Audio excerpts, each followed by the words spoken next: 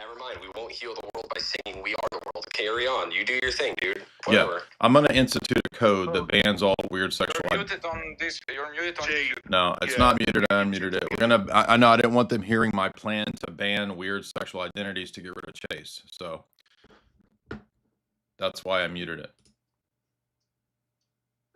All right, who's up first? Okay, I got a question about Christology. Is it okay if I ask now? Yep. All right, so it's something simple, really. It just has to do with one of the latest arguments. I'm sure you're aware of Hagen. I wanted to hear your opinion on his argument against our position when he argues that when Christ hypostatically goes from simple to composite, it implies an ontological change in God. I just want to hear your opinion on that argument. It's not a change in God. It just means it depends on what kind of change you mean. So St. Maximus says that when he became incarnate, he underwent no change. We actually sing that in the liturgy. So there can be a substantial change, or there can be a change by adding something new. So what he added was a new nature. If I put on a coat, then I am now composite. Did I undergo a change? I mean, I underwent some kind of change, because now I have a coat and I didn't have a coat previously. But that's not a substantial or an essential change. What they believe is that now there's a tertium quid, a substantial change, and that's heretical. All right, thanks. Yeah, it's just different senses of the word change. I mean, in metaphysics, it should be, kind of obvious, right? There's different types of ways that someone can change. And by adding a new nature, he remains a divine subject with a divine nature. He just now has another second nature, a human nature. Yeah, he just sort of has made up his own idea of our Christology. He thinks that. Yeah, he read St. Maximus. Yeah, I know. He thinks in hypostatic means that the human nature went into God and it turned into something different substantially. That's because he's a heretic. Yeah. Yeah, he just thinks the hypostasis of the word is just Lego that is made up of two different parts. So, yeah, I know that. I was just mostly curious on how you would respond to that.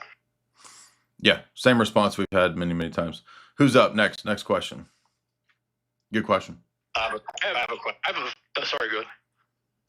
Yeah, I was going to ask, what books do you recommend you get more educated or even apologetic work on young Earth creationism and also go against modern arguments for modern arguments what?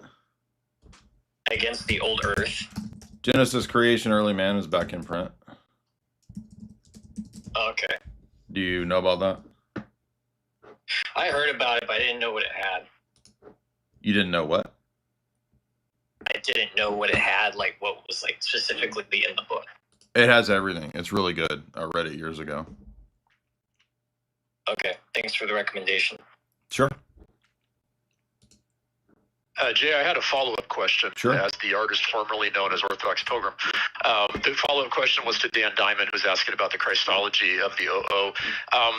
Is a good question to ask them when you're in conversation with them, whether or not the one nature that they're proposing that Christ has is created or uncreated. And if that is a good question, not exactly in the form of a gotcha, but really trying to get them to answer, what on earth would their answer possibly be to that? No, that is what you should ask them. It's one of many questions to ask them. And the reason it's good is because nature has to be the what that is to be that thing, right? That's just a very basic definition of what a nature is. And if you don't have that definition, then nature no longer has any meaning. So to have something that is two natures that's another nature is a tertium quid. So the very point you're making leads to the tertium quid. All right, great. So in other words, that's probably one of the best go-to defeaters for that position. I think there's a lot of go-to defeaters, but that's a great one. Guys in the chat on YouTube, the first hour is in our Discord. The next hour will start with X space questions. All right, who's next? Good question there, Pilgrim. Shout out to you, by the way. One of our great Ortho Bro mods. Shout out to Orthodox Pilgrim. What's up, man? Who next? Who that is that's next? Hello? Yeah, what's up? Oh yeah, so I have a friend, a brother in Christ, who is very into the H-man stuff. I'm trying to get him out The of it. Do what? you have any The what? He's into the H-man stuff. Oh, gotcha. Do you have any sources or books to help me get him out of it? Because he's just lost in the sauce, so to speak. I don't know that there is one key book on that. I mean, it's just kind of like if you read, I mean, there's no compatibility between a Marcionite position, which is what Rosenberg, Tiny Mustache Man, and that whole ethos, Himmler, they all have an anti-Old Testament position. The papacy, as we pointed out, even itself has already condemned this position. I know your friend's not Roman Catholic, I don't think. Is he? He's not Roman Catholic, right? No, he's not. Thank God. Is he interested in Orthodoxy? No, he is Orthodox. He's been Orthodox for 3 years. Well, I mean, let me go over here to the papal thing here, because even though we're not Roman Catholics, I would agree with Mit Brennender Sorge, which is the 1937 condemnation of the problems in the Reich's philosophy from a Christian perspective. So again, I'm not promoting the papacy, obviously, because the papacy is totally inconsistent. But in this encyclical, they go through why they think that the neo-pagan and pantheistic elements and the Marcionite elements are incompatible with Christianity. So I think that as Orthodox, we would actually agree with the critiques in Pius XI's encyclical without being Roman Catholics. And to add on, is there a part in mind? I'm not sure if I can say the H-man book. Does it MK go over the anti-Talmudic thing or Old Testament stuff? What now? Oh, like in the H-man book. Yeah. You know, the popular one that he wrote. Yeah. He wrote. You said he wrote in there the anti-Old Testament stuff. Yeah, he says that Christianity is, I don't have my copy here, but look up where he talks about altars, and he says that Christianity is intolerant and it tears down pagan altars, and he's basically arguing I don't know why the Vatican websites, maybe the Vatican's blocked me because I can pull up any of their stuff, like their website's not working for me. It's all right. No, it's not all right because I want people to see this encyclical. So let me find it over here. Understood.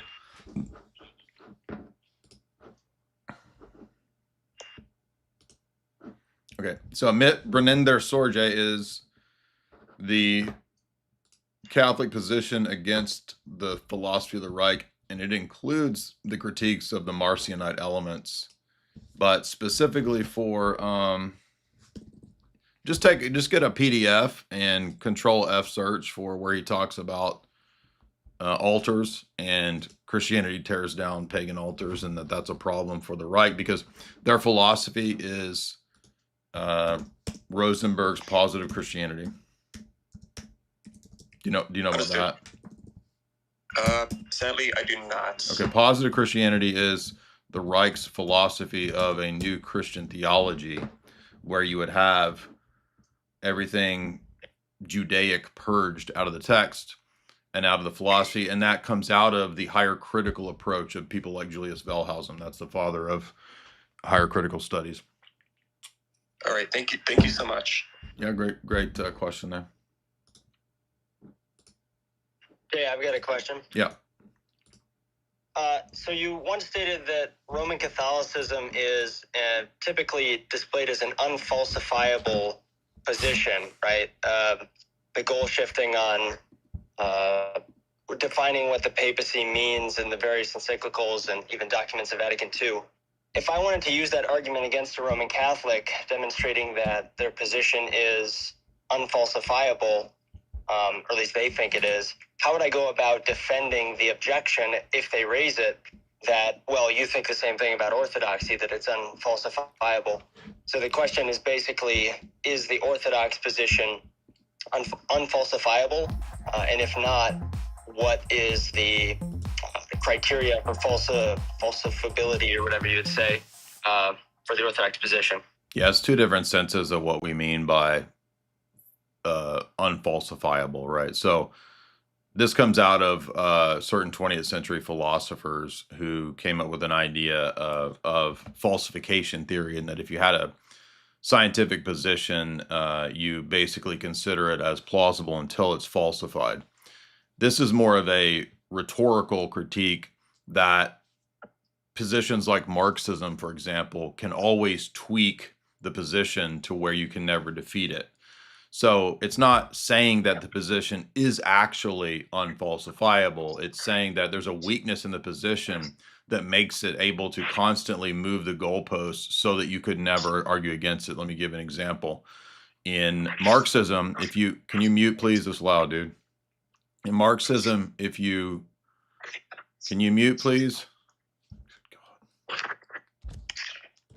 I got him. 1 second. Thank you, Chase. Appreciate that. In Marxism, if you critique Marxism, you're already negated as a critic because you're coming from the bourgeoisie, because the only people that critique Marxism would be people from the bourgeoisie or the petty bourgeoisie. So you could never critique Marxism because all critiques are falsified. It'd be like if a Roman Catholic said, all critiques are falsified of the papacy because everyone critiquing the papacy is a schismatic. So all of the views are invalidated. So it's not actually saying the position's unfalsifiable. It's a rhetorical jab that the position is weak. So does that make sense? Yeah, that makes sense. So We're saying our position is wholly consistent and authentically unfalsifiable, meaning that it can't be disproven. We're saying that the papacy pretends to have unfalsifiability, but it's actually just moving the goalposts to make the system fit together and work. Yeah, in the sense of what would falsify orthodoxy is, finding problems in our metaphysics, our epistemology, our history, inconsistencies in our history, right? But us saying, hey, you can't prove it wrong because it's true isn't saying there's no criteria through which you could prove this incorrect. Those are two different things. Yeah. Good point, Chase. Good question, though. Jay, I got a question. Sure. So the Orthodox Church in Greece, I think they released like an AI software, Logos, to ask like questions. And I just want to ask, should this be stopped right now, or is this something that like we should look into more? As an AI what? Like they released like an AI, basically an AI LLM with like just Orthodox teachings.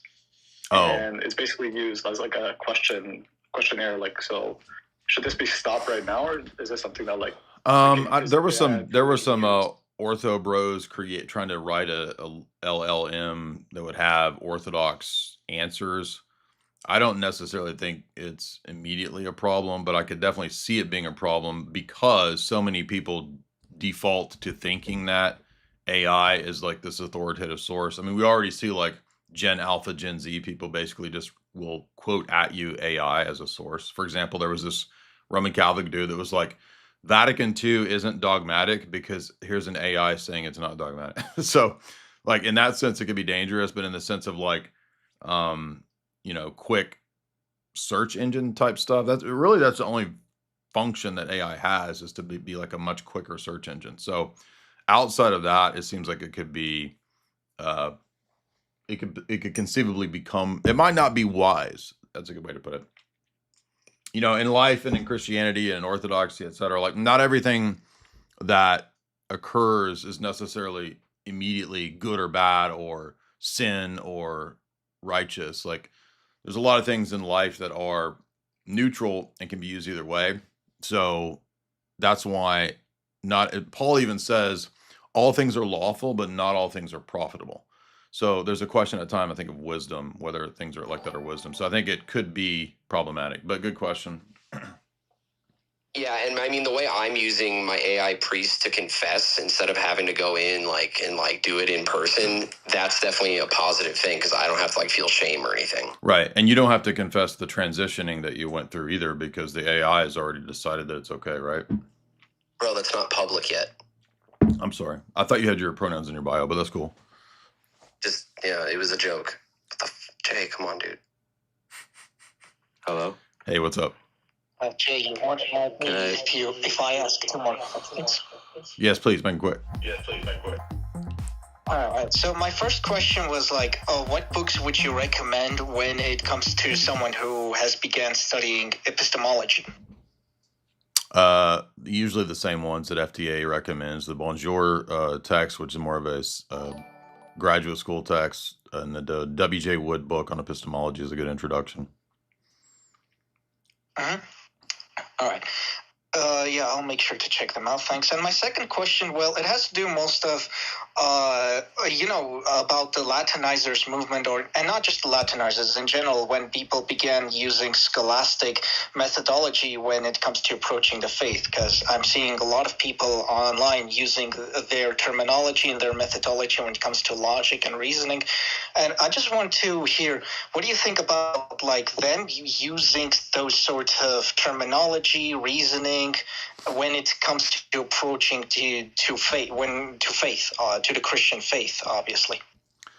I mean, that exists in the Eastern Fathers too. So you really just have to get specific. I mean, it's a question, I think, of the appropriate use of these tools and to not exalt the tools to become the ends in themselves. So scholasticism ends up giving rise in the West ends up giving rise to atheism because it puts the dianoia rational faculty above the heart, the nous, and so you get an imbalance. And so I think that's the danger. But if you look at St. Maximus, if you look at St. Photius, they were the most learned and scholastic men of their time. If you look at St. Gregory Palamas, he's using apodictic logic in the apodictic treatise on the Holy Spirit against the Filioque. So he's using Aristotelian logic. So none of that thing is the problem. It's the question of exalting the tool to become an end in itself. Okay. All right. Yeah, that's it. Thank you, brother. Yes, great question. Can I ask a question relating to tag? Sure. Okay, so for context, I had a conversation with a friend of mine who is a Protestant, and he basically said that Scripture was the final authority. And basically the route I took was I asked him and got him to agree that that proposition was a knowledge claim, and I pointed out how knowledge required a standard such as logic that was unchanging and invariant. And so I told him that in order to use logic, he would need to partake in God's nature, basically. So I asked him, since he denied the essence-energy distinction, and he had no epistemic sort of mechanism by which he could participate in it, and he basically responded by citing 2 Peter chapter 1 verse 4, and he basically said that he reflected logic and that he didn't actually like fully partake in it. So my question is, how would you respond to that?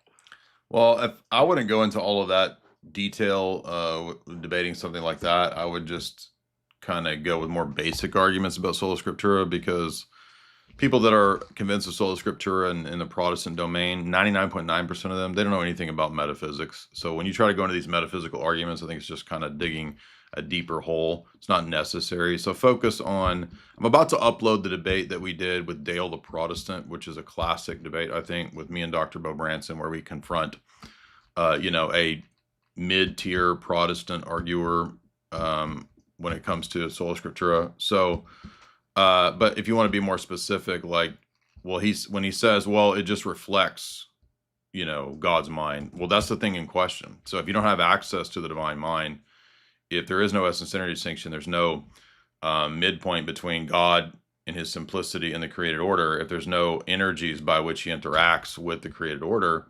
then you don't actually have a direct access to the divine mind. So when you say that my mind and my logic reflects the divine mind, you're begging the question, well, how is that possible in a situation, in a scenario where God is cast out as the opposite of the created order and nothing like created things? All right, thanks. Yeah, let's see. I'm trying to find Dale the Protestant debate. What's up? How many questions can I ask? 17. 17? No, okay. I'm joking. That's a joke. How many do you have? What if science ever How many do you... contradict something that is written? Okay, Hello? go ahead. Go ahead. What if science ever contradicts something that is written in the Bible or the teachings of the church? I mean, let's say an alien species ever appears. Like, what would be the position of the Orthodox Church? We would go or with your position? We would go with the aliens. We would be sola alien. I'm not joking. That would be the position? Yes. You wouldn't say it's demons or No, collective we would hallucination? immediately capitulate, and we would believe in the infallibility of a new alien papacy. Okay. What about chimeras? If humans were able to create a chimera that can speak, that can talk. I mean, you're talking about like Kit? Because I mean, a lot of boomers had Camaros, but really Kit is the only Camaro-ish car I've ever seen that actually talks from Knight Rider. Like, what would be the position? Would you say it's a human? Would you say it's... I mean, I would say it's totally boomer. I mean, if you want to drive a Camaro around that talks, I mean, you can, but like you're full on boomer. Yeah, I know, Camaro, right? Like Kit, like David Hasselhoff, yeah. Okay, thank you. Who's next? Question. Is Kit a Camaro? That's the next question. Is Kit actually a Camaro? Whoa. I have a question. Okay. So I have a lot of mental issues, and as I see that I watch a lot of like media and stuff to keep me away from sinning. I'm just wondering if that's a good or bad thing. Like if like video games and movies are keeping me away from sinning, or demons are. I guess it depends on what movies and video games you're playing. So I don't know, man. I would say try to find a spiritual father for that kind of stuff. But who's next? Hi. Hi. I have a question. Okay. Okay. I was wondering if you felt that compared to other Christian denominations, that Orthodoxy and Eastern Orthodoxy in particular was less likely to experience cultism.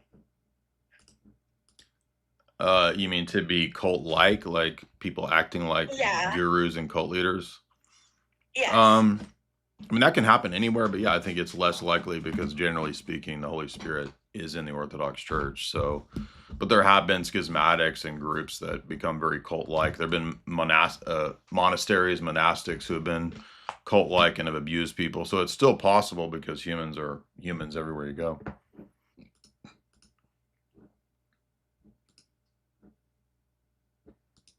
I would say that I've met less guru cult-like attitudes in the Orthodox world than I've seen anywhere else. Thank you. Sure, good question. I'm about to upload. Yeah, go ahead.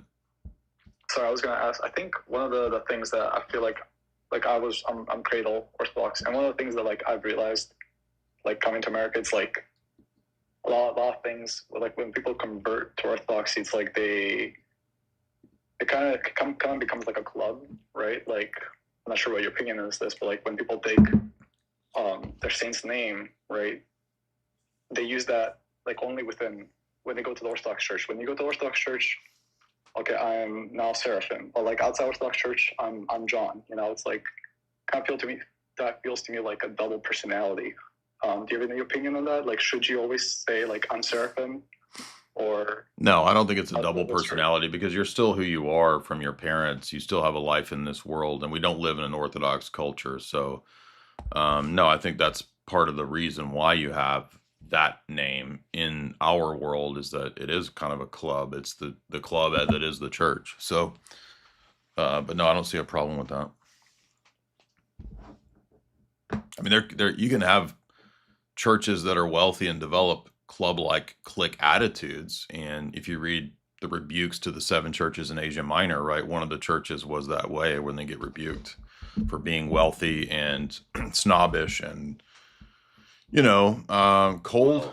one of the I guess the reason why I'm saying this, right? Because like your previous life was a dead life, you know, like you are now a new person. So like your old name is a dead name. So that's why. I mean, like maybe it's not a dead. We're not trans people. It's not a dead name. I don't. Yeah, okay.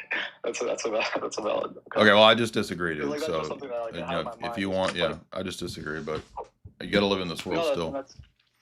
Yeah. Okay. Thank you. Sure. Good questions. Well, who's next? Hello. Hello. Jake. No. So we've seen each other before. I attended one of your lectures live here in Florida. My wife and I were both there. Okay.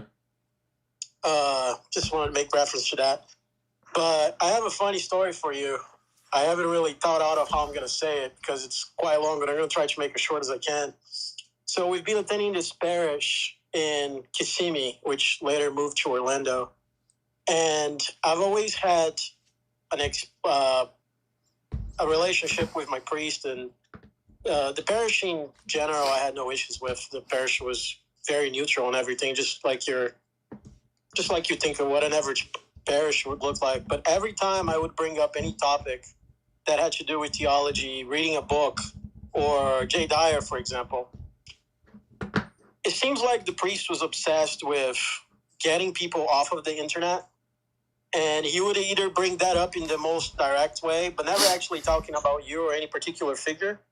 And he would always bring up babushkas for some really awkward reason. Like, the point that he was trying to make is that every time that you mentioned some theological topic that you wanted to talk about, or maybe bring up something that you saw on YouTube by some Orthodox figure, he would try to shut that down in a sort of passive-aggressive way. So it's kind of hard to pinpoint what exactly is being done that sounded so shady, but the atmosphere was always just so against, or I guess what you call ortho bros and internet orthodoxy, and that always felt wrong to me. So it's an OCA parish, and I decided to search because even though the men sounded very passive-aggressive all the time, I just could sense that there was sort of narrative that they're told from their bishops from the top down to not have anything to do with me. Right, so it's hard to communicate this stuff because they never communicate what they're trying to pose in a direct way. You can just feel that there's something wrong every time you bring some term up or some word you shouldn't use. The atmosphere just shifts, and there's like this attempt to change the mood. They're very. I have to be bold to say it is like if there's we've had a lot of people leave OCA churches in Florida and come to our church precisely because of this kind of stuff. So, right. I mean, the only way that I can communicate it more properly is by being more bold. If there's one thing liberals love to say is that they are not trying to speak about politics when they are. Of course. It's very interesting. I mean, the OCA church in Jacksonville like openly communes open Skittles couples, so like they don't care. So that's what's going on. That's the real. It's the root of it's that kind of stuff, right? But then they act like, oh, the greatest thing, the most serious concern is young men becoming Orthodox. No, it's not gay bishops. It's not that kind of stuff. It's not trans stuff. It's ortho bros. Right. Look, it's really simple. Okay, there's powerful people and powerful entities and foundations that put a lot of money into changing the attitudes of all the churches, including the Orthodox Church and its jurisdictions. So what is their problem person? Well, it's people that convert young straight men. They want to take the Orthodox Church into eventually being another type of Protestant liberal Episcopal church that accepts all the gay stuff. It's that simple. It's like it's not rocket. I'm not saying you're saying this, but like, whoa, what's happening? Whoa. What do you think it is? It's the same stuff that happened to the Protestant church and the Roman Catholic Church. Right. I mean, for the sake of metaphor, I'm not trying to call anyone a devil, but the devil never shows up to you with his horns out, right? So there's always this sort of weaselly way in trying to get you to think in a different way that's usually just censoring what you do want to say. Right. But to make a very long story short, I decided to search about the OCA because it got to the point where everything that was the way that things were handled in private conversation, the priest was always so weaselly, and the way that the chat was moderated, that's another story too. So I decided to search about OCA and what you had to say about that, just out of curiosity. And turns out that you actually engaged that priest directly twice.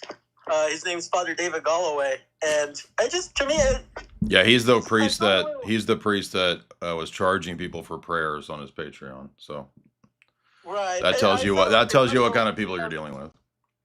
Right, it was really hard. Like, it was really, it was painful for me because I've been engaging with that man and accepting his spiritual guidance for a year and a half. I understand. And not once have I been told that he had engagements with you, that like he publicly went out defending ecumenism. And I went on his Twitter page, and I had a direct conversation with him before all of this, and I told him, look, Father, if there's one thing that I just don't accept, is people using the term orthobro as an euphemism, because it's like they're not aware that the ones dividing the church is them. Sure. Yeah, I mean, he's the one that gave public lectures, private lectures to all the priests 5 years ago, saying, right, avoid me at all costs.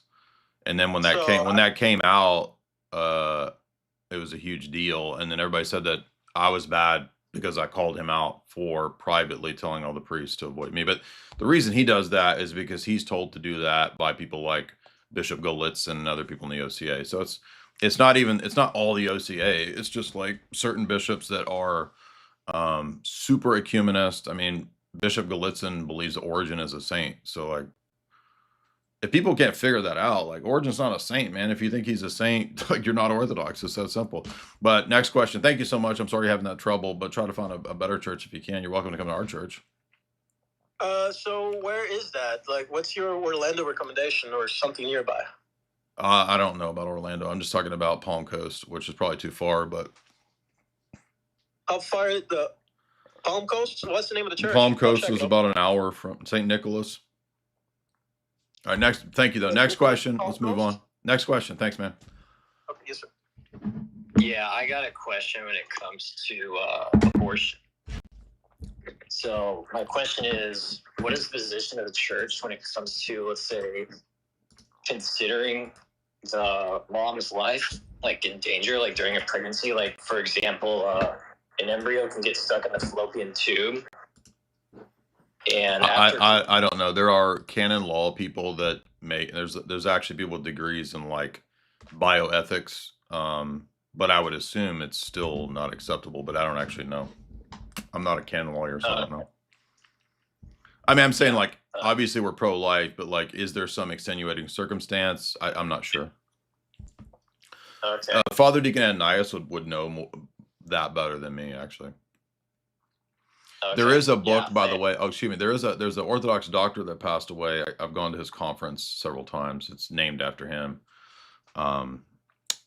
What is that guy's name? And it would probably be in his book. In fact, he was such a renowned Christian bioethicist that he would consult the Vatican.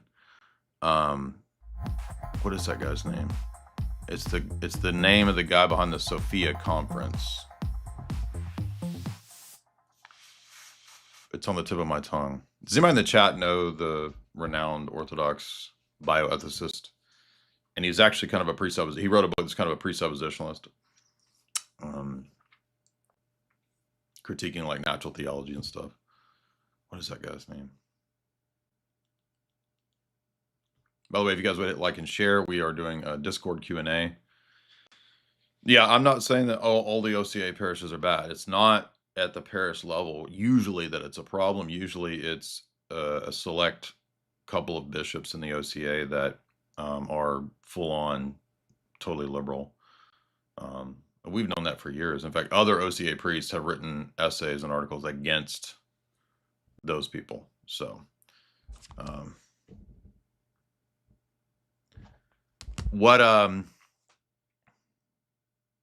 I'll think about who the bioethicist is. Father Deacon Ananias knows it because he used to go to he knows them personally, the whole family and all them. But all right, who's next?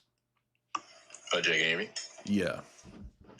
So I got a question. I've been reading St. Dionysius the Areopagite, and of course we all know that he's really influential on like Maximus, Palamas.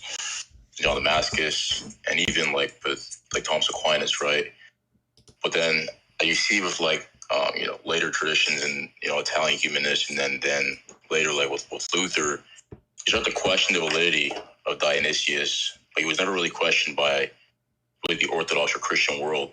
So what are your thoughts on whether or not he's actually the Dionysius or whether it's quote unquote pseudo? There's a great article at Ortho Christian defending the veracity of Dionysius. And by the way, that's another thing that Bishop Gallitzin, his whole thesis is about Dionysian metaphysics. And I tried one time I met him, I asked him questions about this, and he just laughed when I said, "Is it possible that he actually is Saint Dionysius?" So, what does that tell you? Let's see. No, it's not Sophia Institute.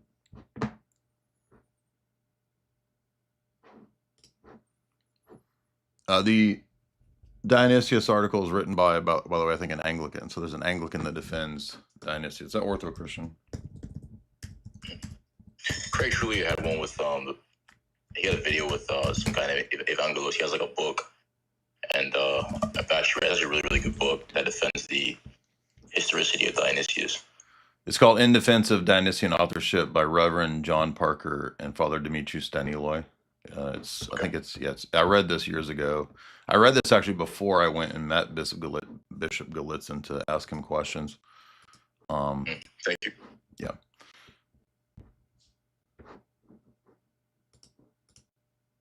Who is the professor? Tristan Engelhardt. Thank you so much, Murat. So the guy who wrote the book on Orthodox bioethics and whatnot is Dr. Tristan Engelhardt.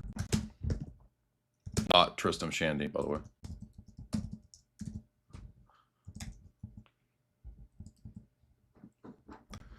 And he has since passed away, but professor of history and medicine at Rice University. That's where all of our PSYOP Cinema Ortho Bros are from, but this is him here. Moral pluralism. You'll see that why I don't think. And he was a solid Orthodox professor. Who's next?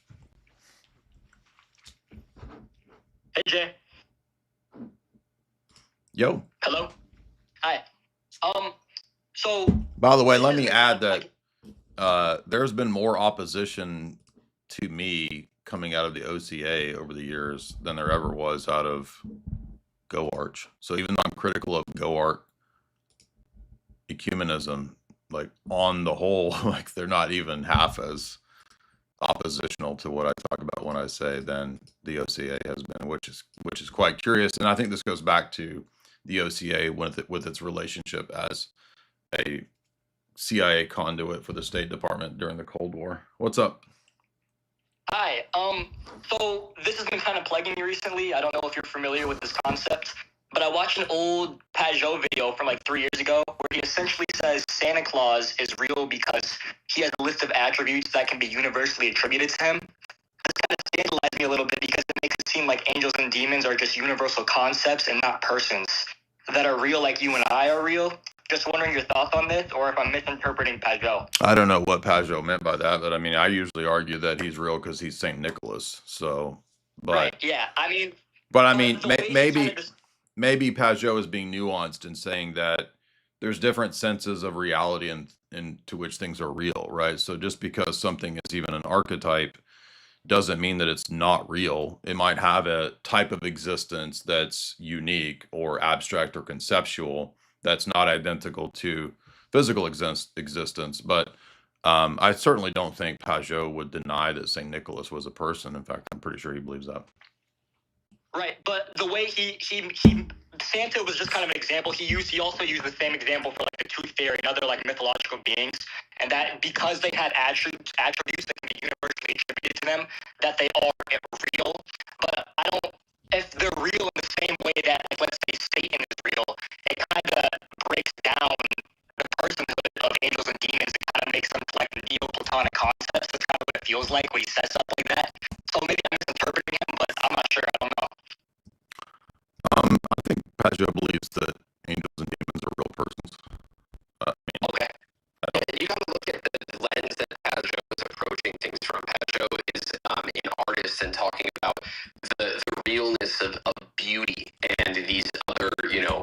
universal concepts like you're talking about. So he's not using real in the same sense here as we would about, Satan and things like that.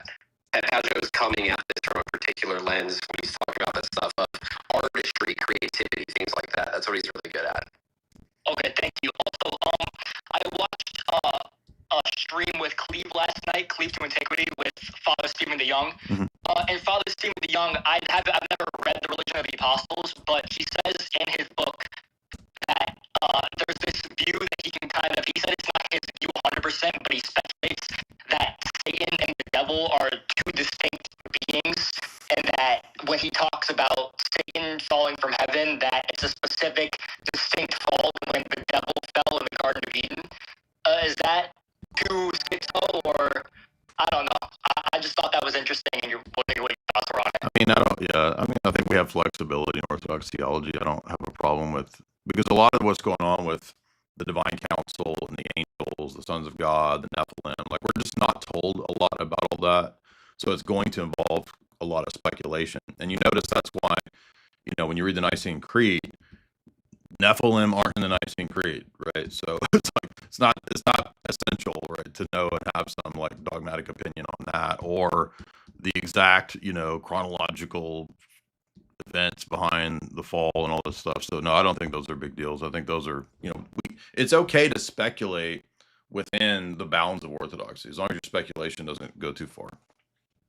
Okay, thank you, Jeff. Yeah, good question. Jay, one more question. I have a question on the acquisition of the Holy Spirit by Saint Seraphim of Sorrow. The what? Acquisition? Okay. The acquisition of the Holy Spirit. Yeah. Just talk a little bit slower, man. I can't. It's hard to hear what you're saying. Acquisition. Gotcha. We're like on time, so like okay. But my question is, he talks about like how to acquire the Holy Spirit, which is like through almsgiving and through good works, right? But one thing that he said, like kind of like towards the end of the book, is, well, now that you have the Holy Spirit and you're praying, Holy Spirit, come dwell in me. It's like you have a guest in your house, but like you're still inviting them over. So like basically, I was confused about like, okay, so how do I know that the Holy Spirit is there? If you know what I'm talking about. Get the angels on basic point again. I think the way that we know is going to be by the fruits that are demonstrated, right? So Paul talks about the fruits of the Spirit are love, joy, peace, patience, kindness, goodness, gentleness, self-control. So if we start to see those in our life, that's how we know that the Holy Spirit's in our life. So what's that have to do with like the stamp that we have on our soul? Like how does that work? Like how does the grace of God, like, because like sometimes the grace of God like leaves us, right? So we can struggle in the world, so we can it's not like a physical like leaving. It's just like what we do is we turn away. Yeah. Well, nobody knows exactly how that works. So I'm not trying to be rude. Okay. No, and that's what I'm trying to get at. It's like at what point do we say, I don't know how this works, I just accept it as is?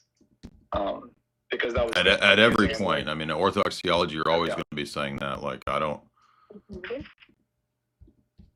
sorry. I don't have a better question. I just, beyond what we're told in divine revelation about, the fruits of the Spirit, I don't really know how to answer that question other than that if, good tree bears good fruit, bad tree bears bad fruit.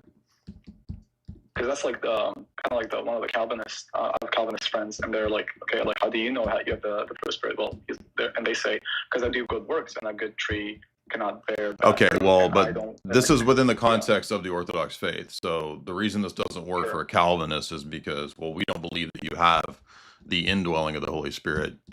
You might have influences of the Holy Spirit and certain graces that are moving you in the direction of what's right, but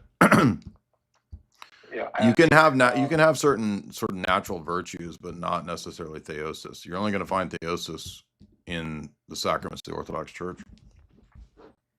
No, that's understandable. Because again, like one of my friends, they lost their child, like their fourth kid during childbirth, and the struggle they went through was humongous, right? And but they had so much grace, and so they're like, well, how do you explain this to me? Like, I'm not in the church.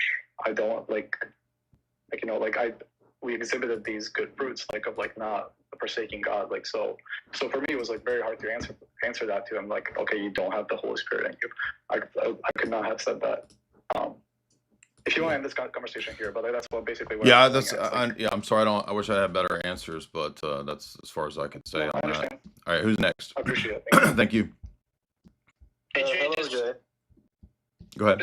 I have a really good question. Does sin have ontological existence, No. or does it have ontology at all? No. Okay, thank you. That's it. Go ahead. Who's next? Hello, Jay. Hey, what's up, man? Me? Okay, so first question will be about philosophy. I'm interested if we can view Soren Kierkegaard's works through Orthodox lens.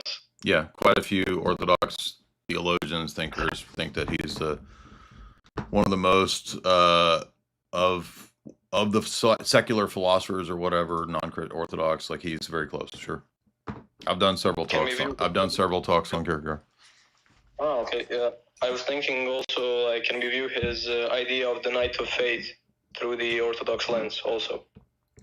Yeah, I would just be leery of the dark night of the soul tendencies to get too Roman Catholic with it. But yeah, next question. I mean, I have another one, if Okay, go ahead. you don't mind. Sure. Well, it's about geopolitics. We all know that Zelensky was in the Pandora Papers. Do you think that the series that was circulating in the Ukrainian media before he even got elected, you know, the whole shtick, some random school teacher from Ukraine got fed up with the oligarchs and he randomly gets elected. Do you think that series was some kind of psyop? Is that the TV show he was on or something? Yeah. Yeah. Usually they'll pick people for politics to play a certain role if they had some degree of acting. I mean, Ronald Reagan, Arnold Schwarzenegger. Acting is a good preparatory phase for politics because politics is just Hollywood for ugly people. So yeah. Okay. That's about it. Thanks, Jay. Yeah, great question. Who's next? Remember, guys, after my hour here, we will move over to X space, and I'll answer some of the super chats that have come in as well. But no, we're not done. It's just, this is Discord Q&A, and then in the Discord, the other former moderators, Kai from Orthodox Shahada, David Erhan is supposed to come in as well. All the old school classic 2017-18 Discord bros, Lewis perhaps as well, are going to be back in the Discord answering your questions. I will continue answering questions over on X in the X space in a moment. What's up, man? Who's next? Hey, Jay. Hey. I've got a Mason question for you. Okay. So I was recently at a Protestant church with a pastor who was at one point a member of the Church of Satan, and then he was a Jew and a Freemason, and now he's a pastor. I'm sure you can see why I'm no longer at that church. He was kind of crazy, and he did It's a lot you. of stuff to hurt me. The secret is that it was actually you? You're the pastor? Yeah, exactly. I'm just joking. Go ahead. So he was a 32nd degree Freemason, and if you asked him about Freemasonry, he would just say like, "Oh, it was just a club of old dudes that wanted to get away from their families." I mean, at the local level, yeah, that's kind of what it ends up being. But at the national, international level, at these higher degrees, you're talking about, you know, British intelligence. You're talking about Royal Society, etc. Yeah, so that's kind of what my question was. With being all the way up at the 32nd degree, do you think that he's really left? There's a lot of 32nd degree people who don't know anything and who are idiots. Because it's the invitation to DC at the 33rd degree, which is invite only, that is where you really start to learn stuff. So, I mean, I know a 32nd degree Freemason doesn't know anything. So, it's possible also that he's ignorant and just blind, or it's possible that he's also subversive too. Both things can be true. Yeah, because another thing I'll say is he has a bunch of interesting connections. He's a pilot, and he used to fly for the Walton family. And he Well, they also, were in they were in the Depression. How did they have money for an airplane in the Depression? What? Nobody gets to see. How old are you? You're young, right? Yeah, I'm 21. Yeah, so Jay, it would be best if you just muted. 21-year-olds are not going to get my jokes about the Waltons. The Waltons was a TV show when I was a kid, and they're a depression. Right, Yeah, exactly. They're a Depression era family, and I'm like, how would they have an airplane? It's a dumb joke. I know you're talking about Walmart. I got it.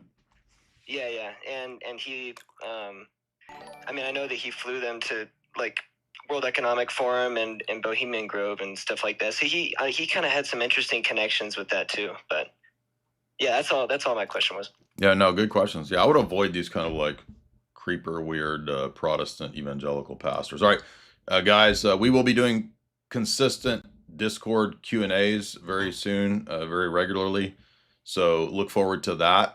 And I think Kai and Lewis and David are going to be in here today doing the rest of it. But for the rest of you on YouTube and over here on X, we will start my X space in a second. And we will continue the chat if you are on X. I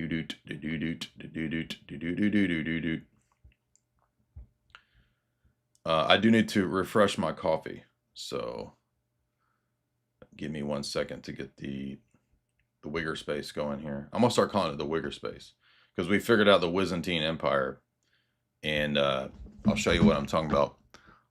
What you talking about, man? What you talking about? I'm talking about this right here. TAMBOT. Talking about. I'm talking about what we talked about. Wigger, Byzantium.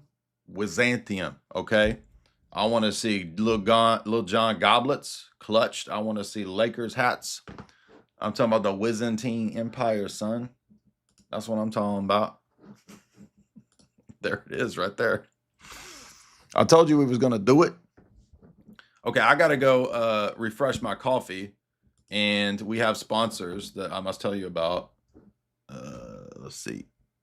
Sponsors. Shit, where's the sponsor? Here we go. Sponsors is over here. And then we're going to start the space. I'm going to put you on something crazy real quick. Most of these Zoomer gym bros are consuming macro-guzzling synthetic dyes and synthetic sweeteners on the daily. They don't even know it. Goofy AF. There's nothing great about that. Do not listen any further unless you are an alpha or sigma male. This is important and there could be consequences. There's a new certified sigma male pre-workout powder for sigmas only. It is guaranteed to empower you to dominate your co-workers, fire your boss, aggressively gamble, or invade a small village. Chad Mode stands out from the crowd by excluding artificial flavors, preservatives, sweeteners, and dyes. We've even avoided so-called natural flavors, which are actually not natural at all, ensuring a clean and effective formula. Experience the pure goodness of Chad Mode, colored with organic blue spirulina extract, organic lemon, cherry, and organic maple crystals. Forget synthetic caffeine made in a sketchy Chinese lab. Embrace the natural power of organic green coffee bean extract, which will get your mind going and pump you up to the max. Chad Mode is made in America with all clean ingredients, the first clean pre-workout of its kind. Why are these people adding synthetic sweeteners to every single pre-workout when there are many studied downsides to consuming nasty fake sucralose? Each dose of Chad Mode contains the kick of a cup and a half of coffee, delivering a surge of energy alongside essential vitamins, minerals, amino acids, and herbal extracts. Chad Mode will allow you to fire your boss and dominate anyone who opposes you. Chad Mode will make you more dominant in your daily life, so proceed with caution. It's as simple as mixing 1 or 2 scoops of our fine powder into water or juice, providing you with a delicious, energizing beverage featuring a burst of sweet organic fruit flavor. Chad Mode will give you the extra edge you desperately crave. Don't miss out. Secure your supply of Chad Mode on TikTok Shop. I want to show off something that we're all proud of. I got a browser here. This is Jay Dyer's much vaunted, much sought after Philosophy 101. Now, he just got this page up. We are just testing it out. You guys are some of the first people in the world to see it. I want to say, for my part, it's not Philosophy 101. I think this is a mistitling. I really think of it as like Philosophy Unleashed, because a Philosophy 101 course, they give you kind of some useless information that you can't make sense of. Jay actually lays out over 12 weeks, dozens and dozens of hours put into just the presentation of this, let alone the hundreds and thousands of hours of research that it takes to have a coherent evolution and history of the origins of philosophy, the uses of philosophy, the different ways to look at it over time, and how that has been brought about to what we have today, which is almost an absence of philosophy on the objective logic and reason side, and an overabundance of woke philosophy that is irrational and is made up day by day as people are like, I think we should bring racism back. And then here's a justification. And then it gets wokeified and spread out. And then all of a sudden you have a bunch of communist, socialist ideas where you become the property in action. You need to be able to stand your own ground. It helps to have a foundation in philosophy because it's a method to find truth. When you get down to it, philosophy is there because you love truth enough to go and learn how to find it because it's valuable. So if you're interested in things like that, there is the landing page. We'll link it up in the notes. It is a longer one, so we'll get a shorter URL for this. I'm sure Jay has a link on his page. I just wanted to show it off. Now you know it exists. You can go look for it and see why this is not your father's philosophy, right? So well done. I'm proud of everyone who helped to produce and edit the course. And of course, Jay did a flawless job in presenting the course over those 12 weeks. And he's a juggernaut.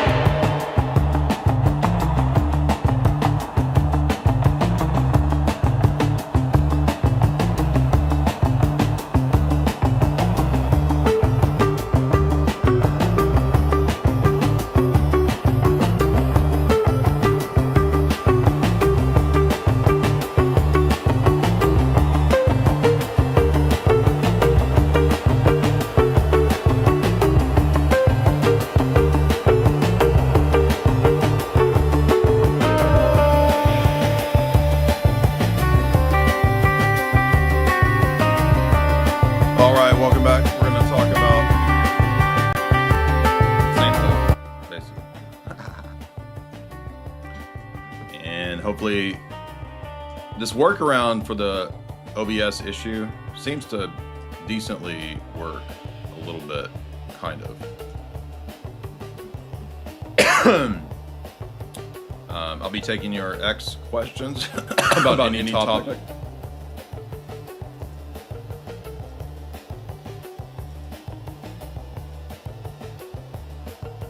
Welcome back.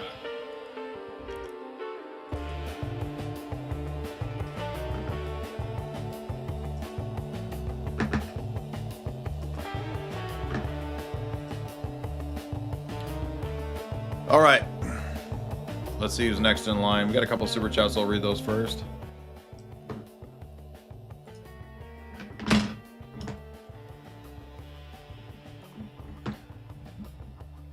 Hush Tones makes a joke. He says, how do we get from fasting to tag?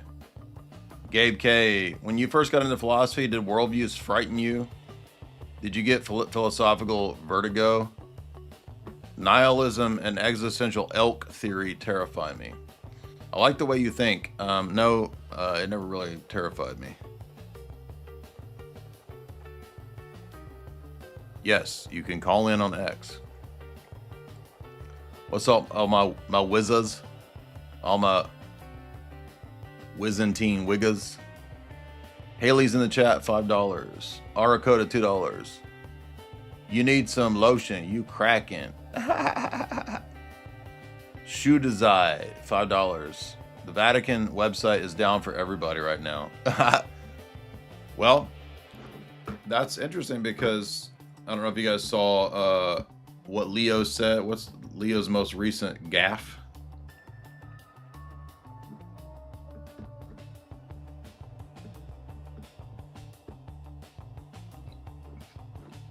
Che il primo orientamento.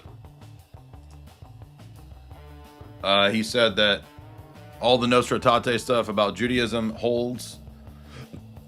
Jews, repeating all the stuff that John Paul II said Jews have a covenant, don't try to convert Jews, etc. All the same stuff is repeated, but then there's another one that is, where's that other one at? The world needs more than ever the powerful witness of all the religions living together in unity. So every time I talk about this, Orthodoxy and the religion of the future, right here, as Tallahassee Patriots said,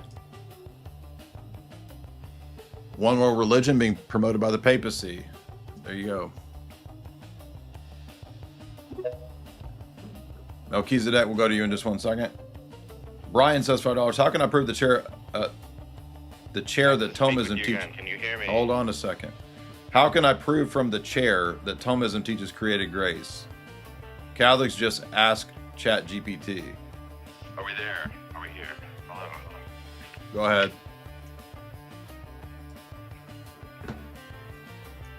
Go ahead.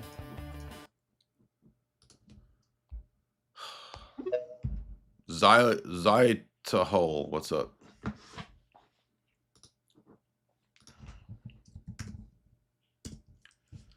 Unmute. Zytahol. Yo, hello, can you hear me? Mm-hmm. Yeah, I have a question. A Muslim asked me if the father knows he's the father, but the son does not know he's the father. Does that mean that the son does not have the same knowledge as the father because the son is not the father?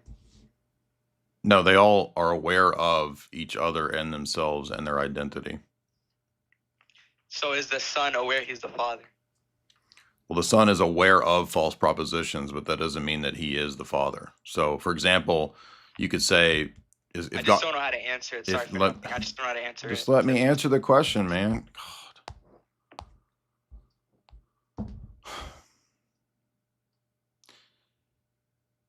There's a helpful distinction in medieval philosophy about this. For example, if we say, is God omniscient? Yes. Okay. Does God know what it is to not exist?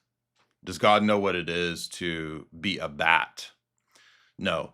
In the same way that God knows of lying, God doesn't know what it's like to be a liar, right? So this is a false notion of what omniscience is. So it's the paradigm itself and God himself that determines what the meaning of omniscience is. So you can't bring in extra system definitions of what omniscience is and then try to say, oh, can God pick up a rock that is bigger than himself? If not, then he's not omnipotent. See, it's a trick question because in the paradigm, in the whole worldview, for example, God can't lie. Paul says it is impossible for God to lie. Oh, well, I guess he's not all powerful. Well, what it means to be all powerful will be conditioned by God's nature. So no, he can't do all kinds of things that would be against his nature. Likewise, he can't know a bunch of things that would go against omniscience, if that makes sense. So the paradigm conditions and determines the omnis.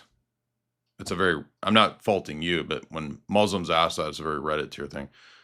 I mean, you could just ask the Muslim, like, what can Allah be in time and space?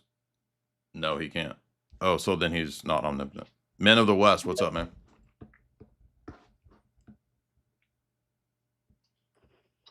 Hey, Jay. Yep. Hey, I had a weird question about, let's see, Geopolitics, the Havara agreement, or the transfer agreement. Mm-hmm. When you bring it up, see, you're right. A lot of people don't know about that. I learned about it a few years ago.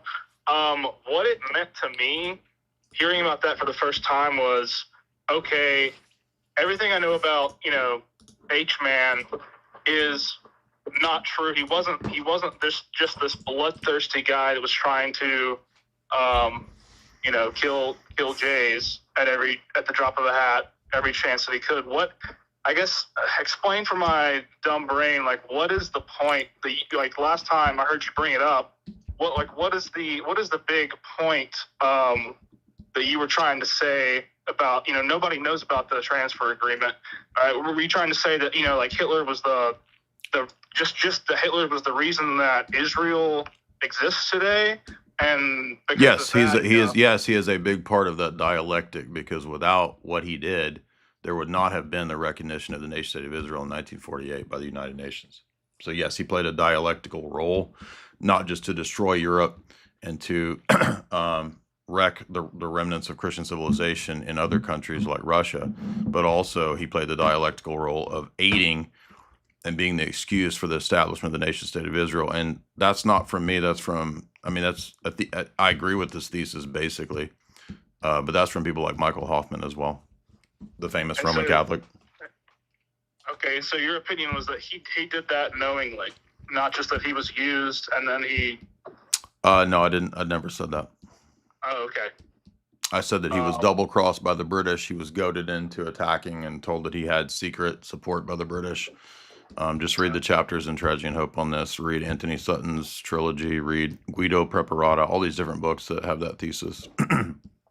Okay, thanks. And if you disagree, you're welcome to tell me how that's wrong. No, I just didn't know exactly what the point that you were getting at. But okay, I think I got what you're saying. Thank you. Yeah, I think they wanted, as Quigley says, 2 world wars to wreck and to, basically exhaust the 2 rivals to the Anglo-American Zionist establishment. Catherine, what's up? By the way, guys, remember that we will be doing a book signing tomorrow. Oh, let me ask you. So the question about Roman Catholic teaching on how do we know it's created grace? I wrote a whole essay on this. It's in my red book. It's been up here for a decade. It's right here. You can see the famous traditional Catholic systematic theologian Ludwig Ott. Sanctifying grace is a created supernatural gift, really distinct from God. Supernatural grace is a participation in the divine nature. 1 and 5 are contradiction. What's up, Catherine? Hey, Jay, can I ask a question about original sin? Mm-hmm. So I get these Orthodox guys who come into my comments or under my posts, and they get super actually about original sin versus ancestral sin. And I was bringing up the Orthodox view of ancestral sin, that we inherit the effects of Adam's sin, but not that we're guilty of Adam's sin. Yeah. And I don't know if this is a super Augustinian, hyper Augustinian view that they have. Yes, I don't know if is. you've encountered these people who are they pull up. I have of Moscow. Yes, I have a 3-hour talk on this right here. Go ahead. Okay.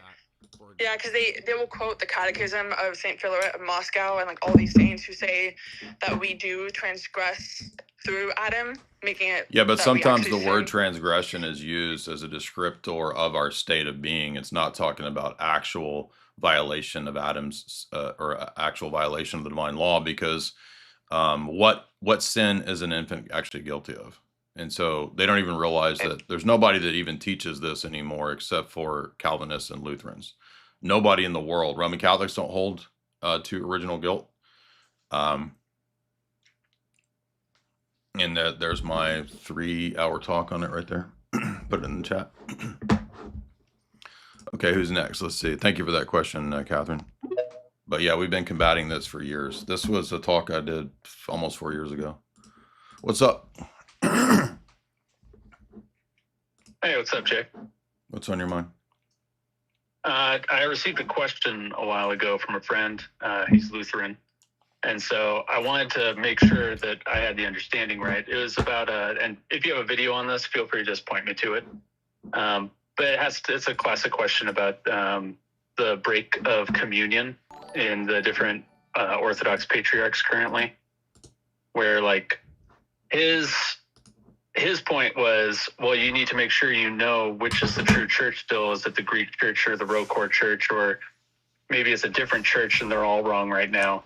Because the church is what supplies you with the grace necessary for salvation. So if the Greeks are in the wrong right now, then you taking the sacraments at a Greek church would actually be ineffective, and you're not really saved, and you're outside the church. No, he's not. That's not art. We have a canonical process. Breaking communion doesn't mean that there's automatically no grace. It's only at the point when there's excommunication. That's the Orthodox canonical view. That has not happened yet, so nobody believes that.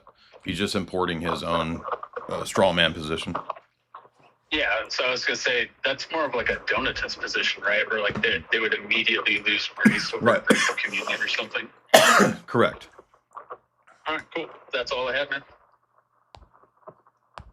Yeah, good question. Thank you. Also, I mean, if breaks in communion disqualify the church, then the first 1,000 years, the many breaks in communion amongst various patriarchates means that the Roman Catholic Church is not the true church. In other words, if you believe that the church of the first 1,000 years is the Roman Catholic Church, and if breaking communion then means that that's a sign of a false church, then you've just disqualified the first 1,000 years of Christianity. So it's a really stupid argument. They don't think this out. Every time we have these debates with the Roman Catholics and they make that line of argumentation and we bring this up, they never get it. Kyle, what's up?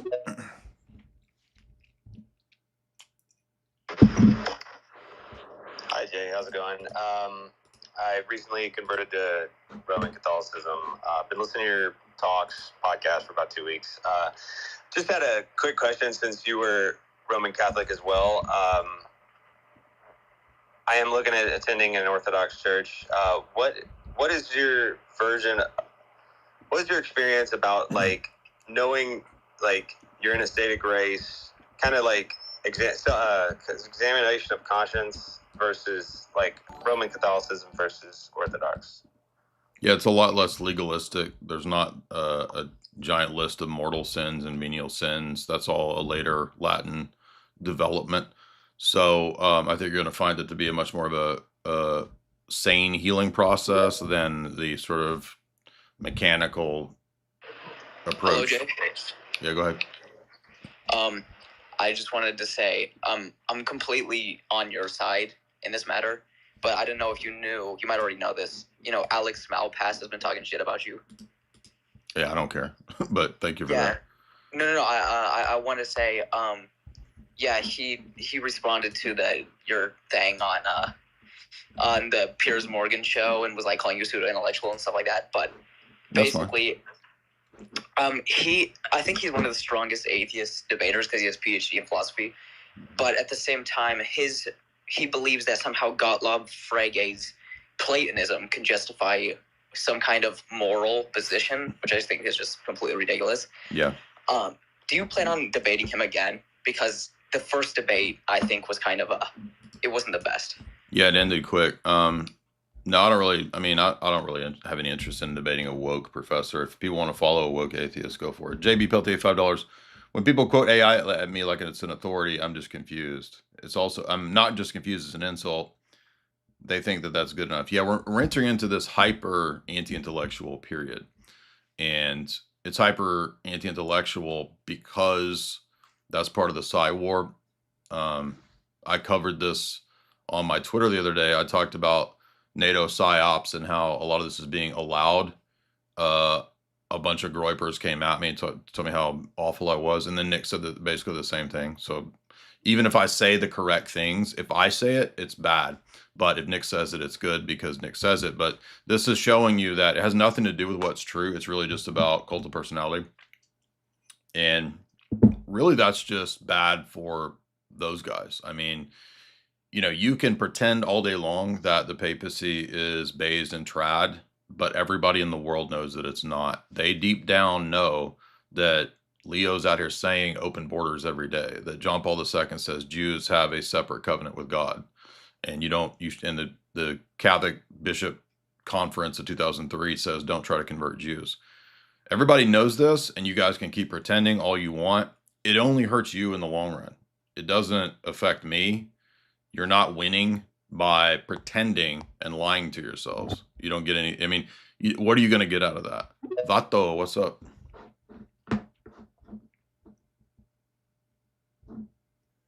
JB Peltier, the mic was tweaking. Hopefully it's fixed now. If I do the workaround, sometimes it works. David Murdoch, $20. I saw Weapons. I liked it. I'm trying to figure out Orthodox literature about demons and sorcery or the divine consuming essences. What about City of God? I mean, City of God talks about some of that. I mean, there's just not really like an Orthodox book that I'm aware of on demonic activity and exorcism type stuff, except you could look at like Father Seraphim Rose's Orthodox and the Religion of the Future. Some of the monastic literature goes into that. Vato, on mute. Hey, what's up? I have a textual question. In 2 Thessalonians chapter 2, verse 1 through 8, would you say that that particular passage has been fulfilled in the past?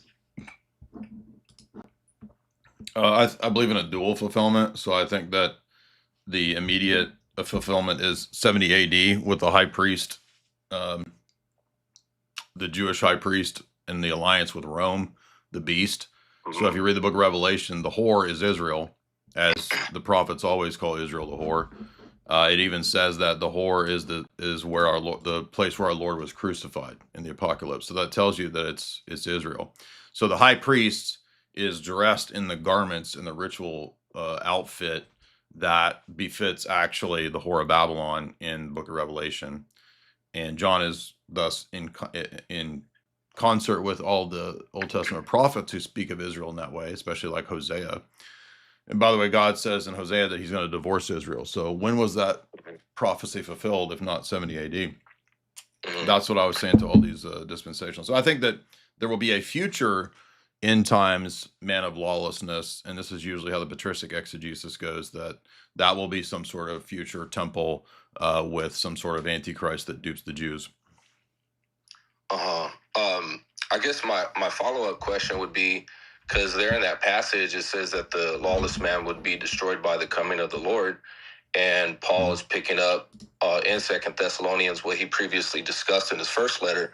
And in his first letter, in chapter 4, he talks about that at the coming of the Lord, they would be raised from the dead. So how would you say that people, the saints, had come out of sleep in a dual way?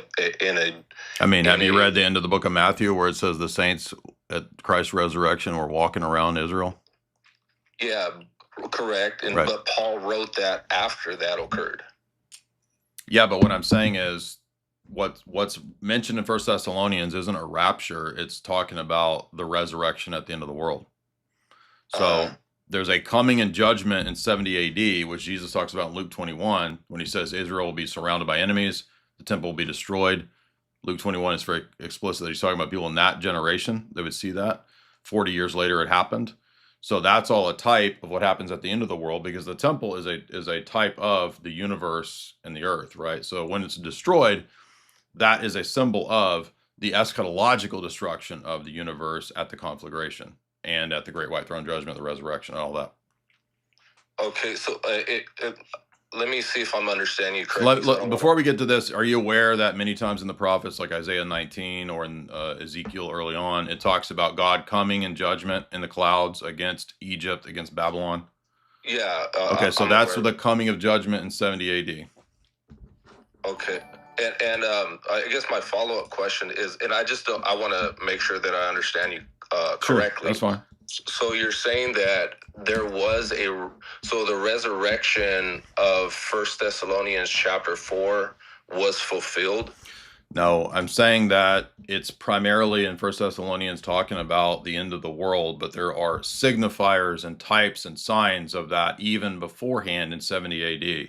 The first resurrection, according to the book of Revelation, is baptism. So everybody's participating in the first resurrection through being baptized.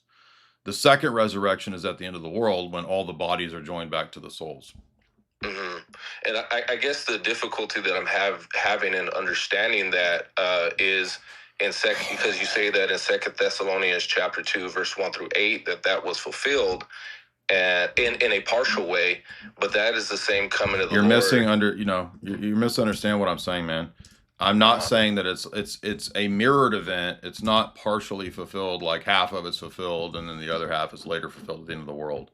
All of these events that are happening in the book of Acts up to the time of 70 AD, they're a spiritual and a physical, small typological fulfillment of what happens in a mirrored sense at the end of the world. So it's not like half of Matthew 24 or half of Luke 21 happened in 70 AD, and then the other half of the passage happens at the end of the world. All of the events have minor typological realities that are fulfilled in the first advent up to 70 AD, and then they're mirrored at the end of the world in a global sense. That's what I'm saying. Okay, so you're saying that the mirror typological fulfillment of 1 Thessalonians chapter 4 is the resurrection of baptism? There's not just, it's multiple things are signs and symbols of this and fulfillments of this.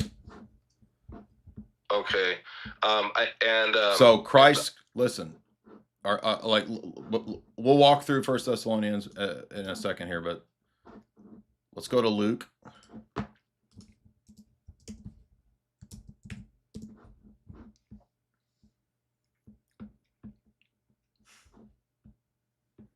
So in Luke 2, or Luke 21, Jesus says, then as he spoke about the temple, how it was adorned with beautiful stones, he said, the things that you see, the days will come in which not one stone will be left upon another.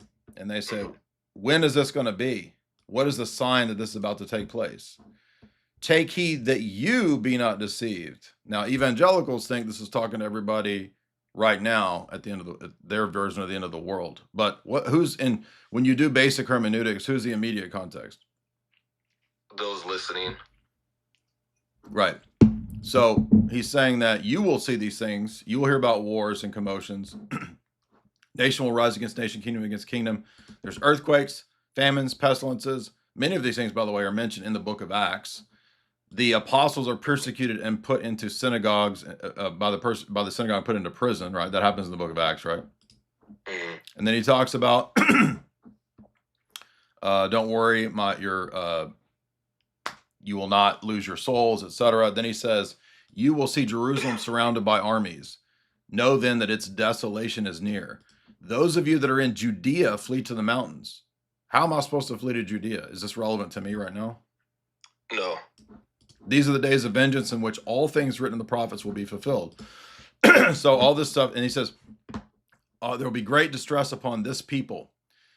They will fall by the edge of the sword and be captive and led into the nations. Jerusalem will be trampled by the Gentiles until the time the Gentiles is fulfilled. Do you believe that all that happened in 70 AD?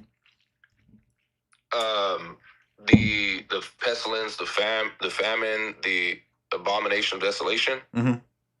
Yeah. Okay. So look, so where's the issue with what I'm saying? So my issue is I'm struggling to wrap my mind around how there can be a dual fulfillment of 2 Thessalonians chapter 2 verses 1 through 8, which is Paul picking up in 1 Thessalonians chapter 4, which is the resurrection. And so I'm trying to wrap my mind around what was the typological fulfillment of 1 Thessalonians chapter 4. Okay, so 2 Thessalonians 2 is about the apostasy, and the apostasy here is referring to, as I argued, if you read David Chilton's book, Days of Vengeance, he goes into great detail arguing how this is referring to the high priest in the temple, right? Yeah. And the church fathers then also in many cases will argue, and they speculate, that this could either be an apostasy in the church at the end of the world, whereby the temple of God, if it's the church, then it's within the church that there is a massive apostasy and people turn away from the faith at the end of the world.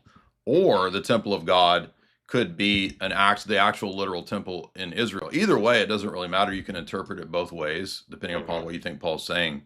But there is a final Antichrist. But in the book of Revelation, for example, the coming of the lawless one, if you look at the variant manuscripts there's some of the Greek manuscripts have 616, and then some of them have 666. And both of those in Gematria equal to Nero Caesar. So both refer to Caesar, which tells us that we know that even the variant text, John is telling us that Nero is who he's calling the beast in the book of Revelation. So Paul's writing before the events of the book of Revelation. I believe Revelation was written prior to 70 AD because it's the same lawless one that's being discussed here. But there's another final lawless one at the end of the world that will be the fulfillment of these passages. So you're saying then what was happening in 1 Thessalonians 4? Is that what you're saying? Yeah, because it seems to me that the lawless one that appears in the temple of God, which was the Herodian temple, is not disconnected from the coming, and his destruction at the coming of the Lord, according to verse 8, is not disconnected from the coming of the Lord in 1 Thessalonians 4, which is the resurrection. And so, again, what I'm trying to wrap my mind around, but how does the mirrored position make sense of both of those? So where's the problem in the mirrored position? Yeah, I guess I don't see any problem with like a dual fulfillment. It's just I'm wanting to know what the first fulfillment of that resurrection of 1 Thessalonians 4 was. I hope that question makes sense. Well, I think that Christ is already not yet. So you can speak about both of these events as if they're the same event, because our temporal resurrection that happens in baptism is immediately connected to the resurrection. So even though they happen chronologically out of time, it's the same event, spiritually speaking. Your baptism is your resurrection. So that's why Revelation calls them basically the same event, even though they're called the first and second resurrections. You know what I'm talking about? Yeah. So, and let's look at, to prove this point, let's look at Revelation 20. I saw thrones and those that were set on them, and judgment was committed to them. I saw the souls of those who had been beheaded for the witness of Christ, that did not worship the beast or his image. They did not receive his mark on the forehead. They lived and reigned with Christ for 1,000 years. But the rest of the dead did not live again until the 1,000 years are finished. This is the first resurrection. So everybody who's baptized into the kingdom is part of that millennial kingdom. It's not a literal 1,000 years. It is the church. The church is the kingdom. Throughout scriptures, 1,000 is used as just a big number, right? God owns the cattle on 1,000 hills, right? That doesn't mean that God doesn't own the cattle on hill 1,001, right? So the first resurrection is baptism, but it's basically the same resurrection. They're just temporally distinguished. That's why we call it already not yet. So is the kingdom here or is it in the future? It's already not yet. It's both. Okay, I guess my last follow-up question, and I guess we'll be done with after this, is and thanks for taking the time, by the way. So when you read in Luke 21, and it's also like paralleled in Matthew 24 verse 15 regarding the coming of the Lord, and as you rightly pointed out, the immediate context for those listening, and so that would mean we can deduce from that those that listen seeing the abomination of desolation in the holy place, which is the Herodian temple. Yeah, the Romans, according to Josephus, who was eyewitness. I read Josephus on this. He wrote a paper on it 15 years ago. Like, Josephus saw the Romans come and put their pagan insignias inside the temple. That's the defiling of the temple. Just like, have you read Maccabees? Yes. Okay, so you know then that what happened in the Maccabee period is an abomination of desolation that happens in 70 AD. That proves the mirroring right there. Correct, and I'm not in dispute of the mirroring. And okay. I believe that Antiochus Epiphanes was like an foreshadow. Right. Yeah. I guess my it's not necessarily the abomination of desolation I had a question about. It was just leading up to the follow-up question is that because concerning that event, Jesus says that this gospel will be preached in all the world, and then the end of the age will come. And, Paul says that the gospel was preached in Colossians and Romans and throughout the Roman Empire, right? The known world. Yeah, correct. Yeah, throughout the whole world. And then the end of the age will come. And also 1 Corinthians chapter 10, verse 11, Paul says that the end of the age has come upon his generation. Yeah. So all of which is proving the partial preterist position. So I guess the question then is, if there's a mirroring effect, which I'm not in dispute of, I'm just trying to see how it can be reconciled that there's a mirroring effect of the end of the age, which Daniel says, according to Daniel chapter 12, is the resurrection, the bodily resurrection. And so I'm trying to see how that there's that compatibility there. If the end of the age has taken place, wouldn't that necessitate the bodily resurrection? No, the spiritual resurrection is what happens at the first advent. And that's the first resurrection of Revelation 20. At the end of the world is the bodily resurrection, which is the ultimate fulfillment of what has already taken place as the down payment. It's a both and, not an either or. It's the same principle with the kingdom, right? Is the kingdom here or is it a future reality? Yeah, no, I follow the rationale. Okay, so I'm not trying to be rude. I'm just still not understanding where the problem is, because There's nothing wrong with saying that all the events that are happening at the first Advent, the institution of baptism, 70 AD, that is the coming of the kingdom and, in a general sense, the first spiritual resurrection. Mm-hmm. And this will be my last comment. I'll let you go, and thank you for being patient with my questions. Is I just so you can better understand my rationale. It's not that I dispute a mirroring effect or a dual fulfillment. It just seems like the reality of that second fulfillment is constrained to AD 70. Well, now you're a partial, or now you're a full preterist, and that would be heresy. Is that what you're trying to argue? It's not necessarily what I'm trying to argue. Is just I want to know if there's. I mean, has the bodily resurrection happened? I would say that if on the surface it appears that is what's logically deducible. Okay. What are the? No, it's not, because what are the other things that attend the final resurrection? Putting an end to death. Has death been destroyed? I guess it really depends on how you define death. Do you see people dying? If we define death as in the physical way, yeah. In Romans 8, death is described as both spiritual and physical as a result of the fall, correct? Do you mind showing me that? I'm not exactly knowing what you're referring to. You don't know Romans 8? I'm not trying to be No, mean, I but do. like, I just don't know what verse in particular you're talking about. okay, when Adam fell, did he bring physical and spiritual death? I would say spiritual death is definitely something I believe he brought. You don't think he brought? He didn't bring mortality, physical death. I don't know. I mean, you don't know because and the only reason why I say that is because it said that the day he eats, he will die, but he didn't die physically that day. Well, he did die spiritually, and then he died physically, correct? So you don't think you don't believe mortality is a result of the fall? I believe separation from God is a result. Okay, of the so fall. you're a Gnostic, so you don't believe in the bodily resurrection, is what this comes down to. Not necessarily. Okay, when is the bodily resurrection then? Where is it? Well, let me just say this and I'll answer your question. Is I believe that the resurrection is potentially bodily. I'm not entirely sure on the nature of the resurrection, but what my issue is it like Jesus's context. body? Is Jesus's body the pattern? Well, that's what the text says, but the John also says we don't know what he's like. No, it doesn't. He says that our body will be conformed to the image of his glorious body. He doesn't say that. Well, no, yeah, it says that. Okay, when Jesus was resurrected, was it the same body with the same piercing in the side? Did he walk around and eat fish? I mean, he walked through walls, so I don't know. I really. That's because it's deified. That doesn't mean it's not the same body. You don't know. I mean, what's the point of him having the piercing in his side that he tells Thomas, put your fingers in the side? Yeah, no, definitely. It's something that there's some semblance. I can't say that I can.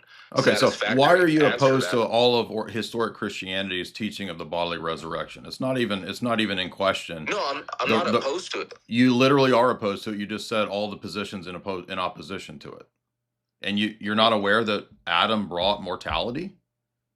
No, what I'm saying is I do recognize that Jesus was pierced, and so that there was definitely a body that came out of the ground. I'm not disputing that. I'm just saying that to me it seems like a mystery to me how he can walk through walls. That's because he's deified. It doesn't mean that it's not the same body. It's stressed in the New Testament. It's the same body, but now glorified. So, and sure, I'm not disputing that. I don't have a solid position on the nature of that. I'm open to hear one way or the other. I really am. I'm more so focused on the timing of the resurrection that really I see is. So if you want to be a full preterist, go for it, man. Psycho Pompish, what's up?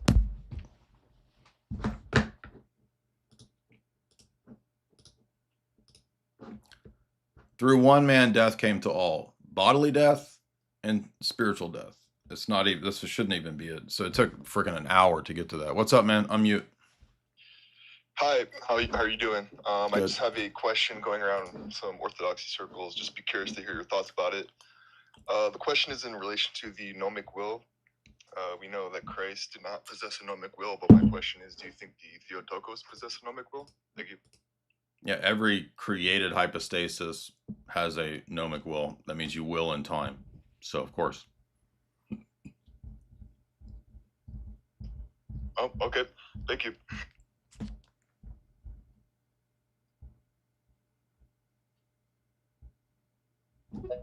JR?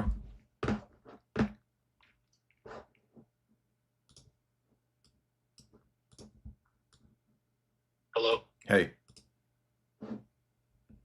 So, if Adam didn't bring mortality, what's the point of Christ dying on the cross and resurrecting? A spiritual resurrection. So he's basically a Gnostic of some kind. Oh boy. He needs to ask himself that question there. Well, I mean, it's a basic, anthropology that we're body and soul. Obviously, the heart is part of the soul. So, I mean, if you're going to deny that man has body and soul, I mean, I don't even know where to go from that. So, and I mean, it's just such a fundamental. Jordan, what's up, man?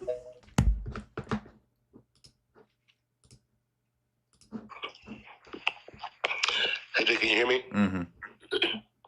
Hi, I hope all is well. Quick question. How would you respond to a papist when they say, because of the energy essence distinction that we, and because of the distinction that we make, I've heard people, some Byzantine Catholics, say that it makes God have parts. And so I'm just curious how you respond to that. Well, I mean, if real distinctions entail parts, then the Trinity is parts.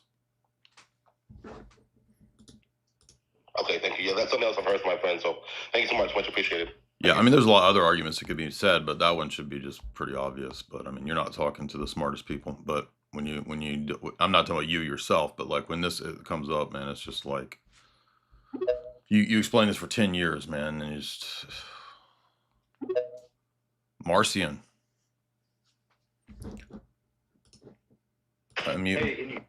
Yes, sir. Okay, so my question was really, under your worldview, is there any hypothetical in which Christianity could not be true? Yeah, if you showed an argument that showed, substantial sort of worldview level contradiction, then yeah. Okay, like, I guess to expand on that a little bit more, would you acknowledge that you could then hypothetically be wrong about Eastern Orthodoxy? Sure. For the sake of argument, I'll buy it. Oh, okay. No, I was just genuinely curious because I hear a lot of presuppositionalists say, oh, no, I can't be wrong because I'm grounding reality in God. I'm saying hypothetically, okay, I'm wrong. What's the argument, and what's the paradigm that accounts for those things? What things need to be accounted for? The basics of any paradigm, metaphysics, epistemology, and ethics. Do those things need to be grounded in anything in order to? I mean, if you want to argue, yes. I fail to see why that would necessarily need to be the case. So if positions don't have to be grounded, then every position is potential. Could we not argue based off sensory perception or common ground?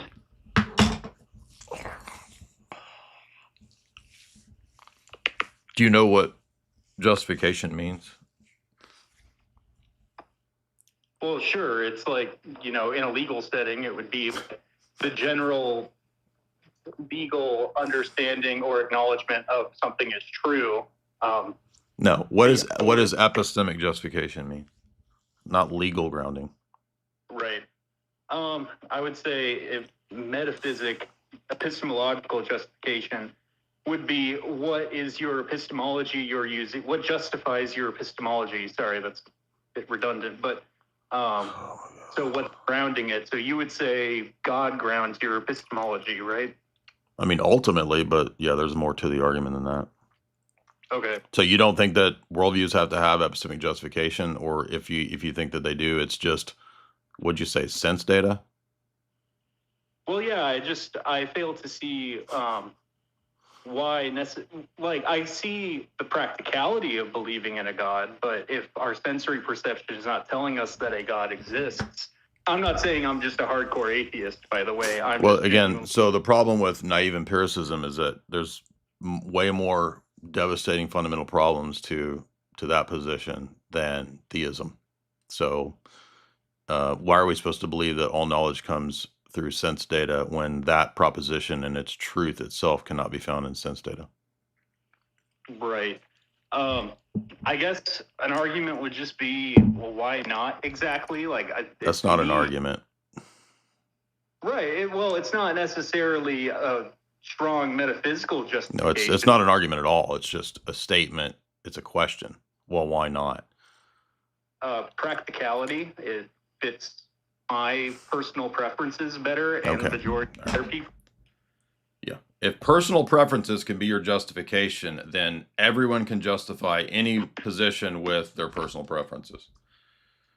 Oh my God. God help me. Autisticrat, what's up?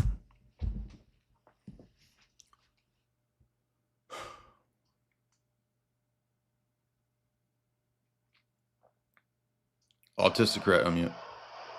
Hey Jay, can you hear me? Yes, sir.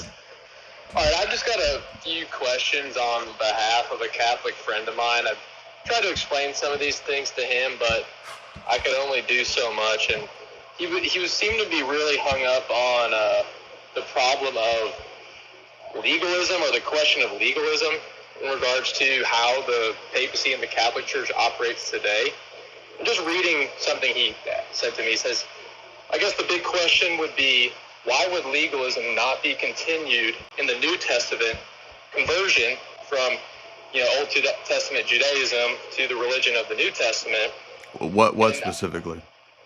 Well, I guess he's got this hang up when it comes to things like, how is the church, verbatim, he goes, how is the church going to address questions like IVF and problems of modernity if they don't have a head of the church to issue dogmatic statements on those things? Okay. Why wasn't there simply dogmatic statements issued to every one of the problems in the first 1,000 years of the church?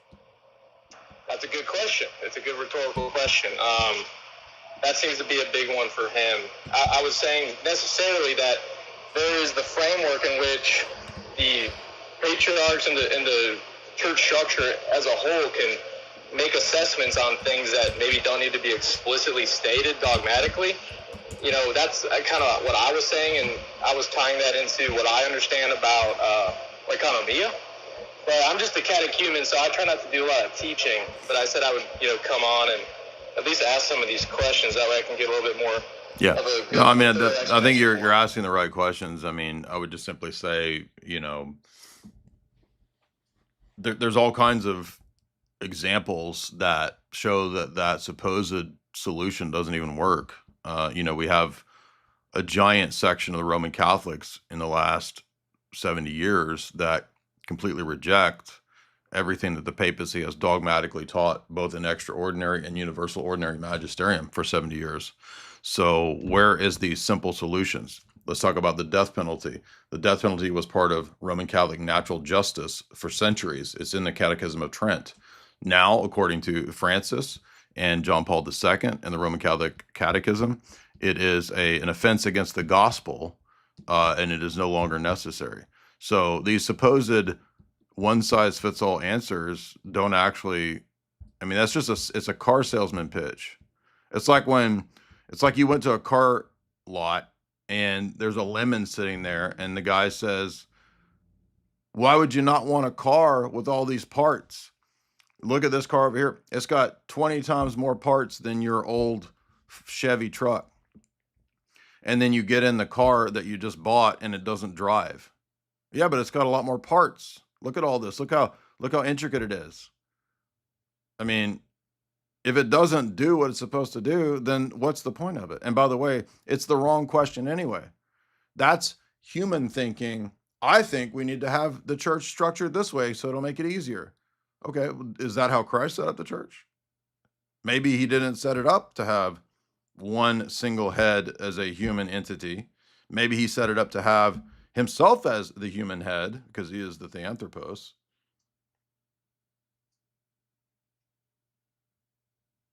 And the Holy Spirit guides the church. Like they just assume that the Holy Spirit can't work that way. Well, why in the book of Acts and Acts 15? Why didn't they all just say, Peter, solve the issue for us?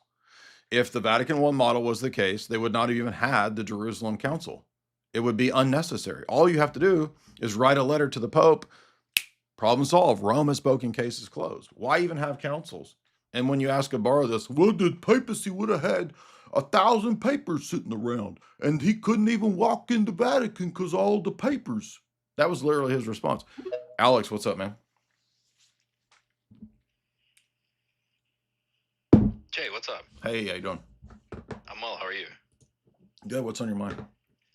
I'm glad you brought up the papacy because I wanted to actually ask about, like, for those of us that are researching it, where do we go at this point? Like, do we just go to the manuals by Ludwig Ott and Denzinger? Because I see, like, also the rhetoric of Pope Leo is so relativistic, and there's a move away from this manualist tradition.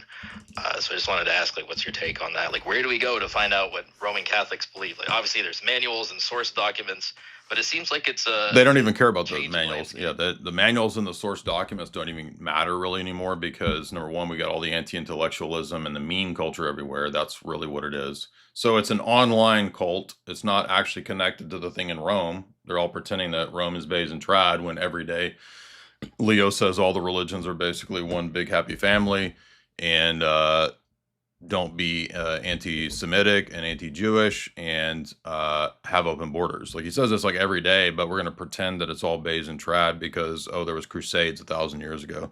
Well, the people that called the Crusades 1,000 years ago, the papacy, Urban II, etc., Innocent III, etc., now the papacy prays in the mosque towards Mecca and says that Muslims, Jews, and Christians all have the same deity, which is patently false. 1 John says that if you do not have the Son, you do not have the Father.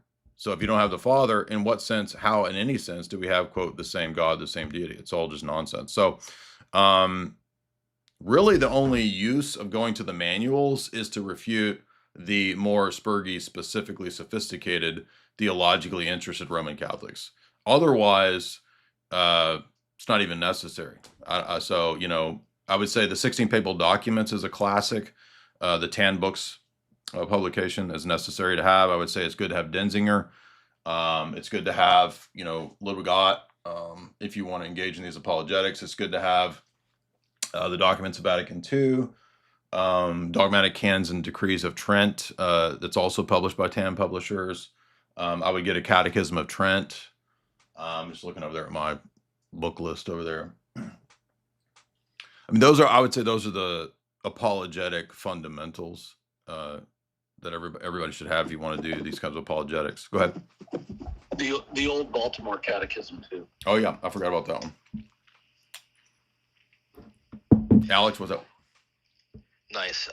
Do you think with this move away from the traditional Latin Mass and this like isolating of the like the trad cats, I guess this like 0.01% of the Roman Catholics, do you think there's like a geopolitical component to that as well? There is, in that, I think at the time of Ratzinger, when he did his motu proprio to try to bring back the Latin Mass, that was throwing a bone to the trads to try to get them to come back, try to get the SSPX and, Bishop Williamson and all those guys to come back into communion with Rome. Because even though the SSPX is still, in the big picture, small, I think they wanted to be weary of and prepare against any possible future schism. And so that from a geopolitical, because I think the papacy just is a geopolitical entity. It's really not even a religious entity anymore to me. I mean, it's religiously a delusion, but the modus operandi of the papacy, I believe, is 100% completely geopolitics. So yeah, the reason that Francis, all the way back to Vatican II and then into Leo, the reason they're pushing this, all the religions are basically one giant family. Well, guess who gets to be the Petrine supreme head of all the world religions? If that convinces most people, the Pope. Awfully convenient. Yeah, so he gets to be. That's why when you read what was Leo's encyclical, Francis's encyclical from like I don't know, 7 or 8 years ago, where it has concentric circles. So like everybody's in communion, but it's in degrees. So you got the papacy in the middle, you got the Orthodox, you've got Lutherans and Anglicans, you've got non-denominationals, and then out the outer circle, you've got like Hindus and Muslims. And that's the ecclesiology of Nostra Aetate and Lumen Gentium, is like we're all kind of in degrees of communion with the papacy. And hey, look, we're already in communion. And that's why, for example, the other day, there was a document that somebody sent to me where or Leo was talking about that we were already in communion with the Nestorians, right? And so what they do is they do a bait and switch where they say, we've already done communion in terms of like actually participating in eating the Eucharist together. Then see, we're already in communion. And I talked to a very prominent Orthodox OCA priest, and he said the exact same thing happened with the EP. They've already done a EP and Roman Catholic Cardinal communion, and they're going to announce, we'll see, we're already in communion. So if you don't go along, you're a schismatic. So basically, this totally new conception post-Vatican II, and it's not new at Vatican II, it's more of a perennialist sort of Renaissance idea of what communion is. It goes back to like the ecumenism of the Renaissance. And if you doubt me on that, there is a necessary read from Michael Hoffman. It's called Occult Renaissance Church of Rome. Now, Michael Hoffman is a traditional Catholic, and although he doesn't really understand anything about the first 1,000 years of Christianity, he does accurately do a deep dive on the second 1,000 years of Latin Christianity. I highly recommend this book. I read it when it came out, Occult Renaissance Church of Rome. I get a hold of it and read it, because he will show you that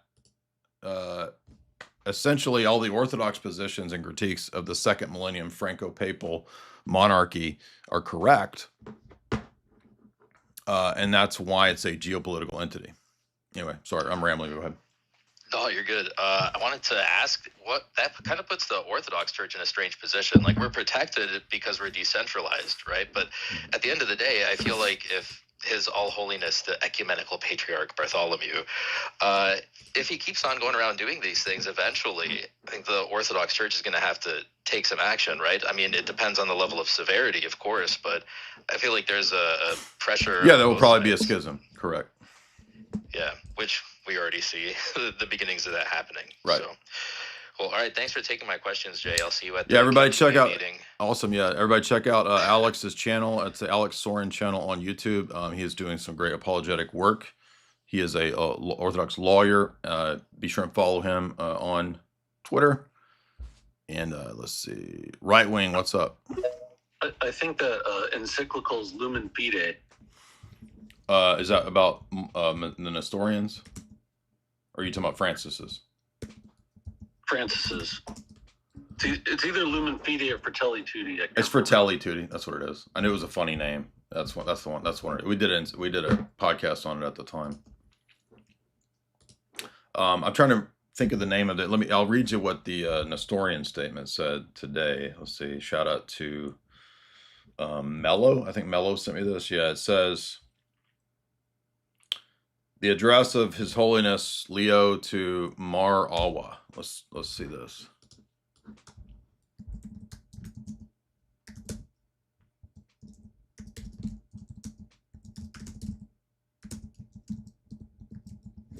By the way, this disproves lunatic Sam Shamoon, because you'll notice that Sam Shamoon is an ecumenist just like Leo, and that's why he's following this ecumenist model of apostolic Christianity, which is all of the so-called apostolic churches, as if they're all apostolic from some mechanical succession, but the theology doesn't matter. So you can believe in Nestorianism, you can believe in Monophysitism, you can believe in any of these heresies.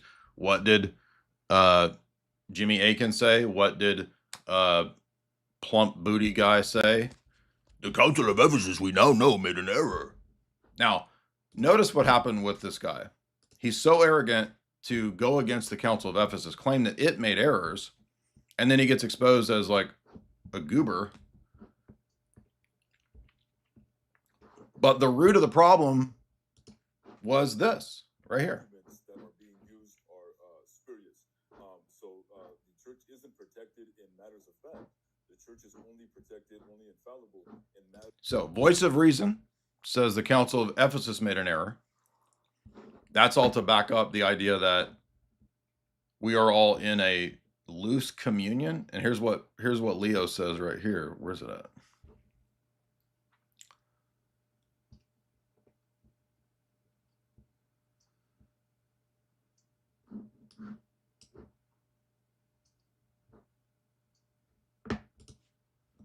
What was the? I'm looking for the exact phrasing. It says.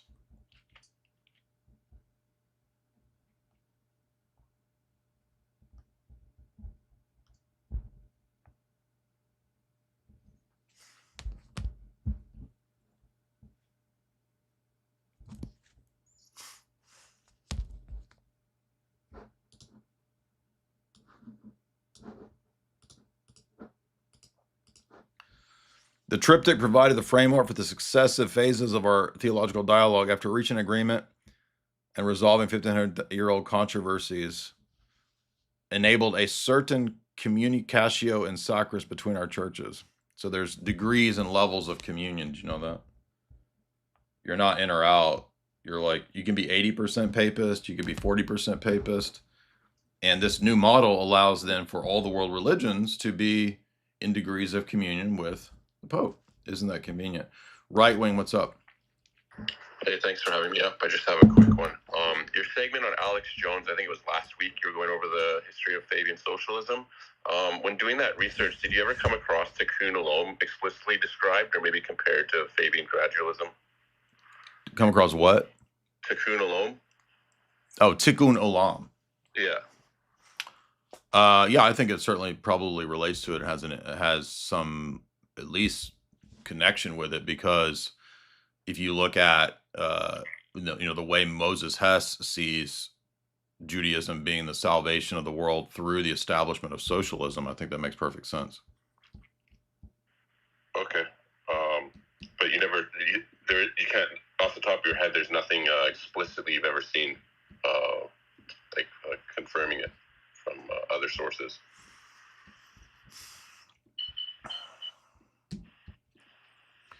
I'm thinking, I'm sure that somebody has a critique of rabbinic philosophy that probably could point that out. If you go back to like the Kabbalistic influences on Hegel or Spinoza, it's probably there. Okay. There's a book called Hegel and Hermeticism, and it goes into like Kabbalistic influences on Hegel. But I don't know if they use the specific term. But yeah, I think it's the same idea. B, what's up? Good question. Seattle Rob, $5. Jay, I've been a help. You've been a huge help. I'm a former Jehovah's Witness. I just got baptized in Orthodoxy. What do you think about toll houses? I would say read Father Seraphim Rose's book, Orthodoxy and Life of the Soul After Death.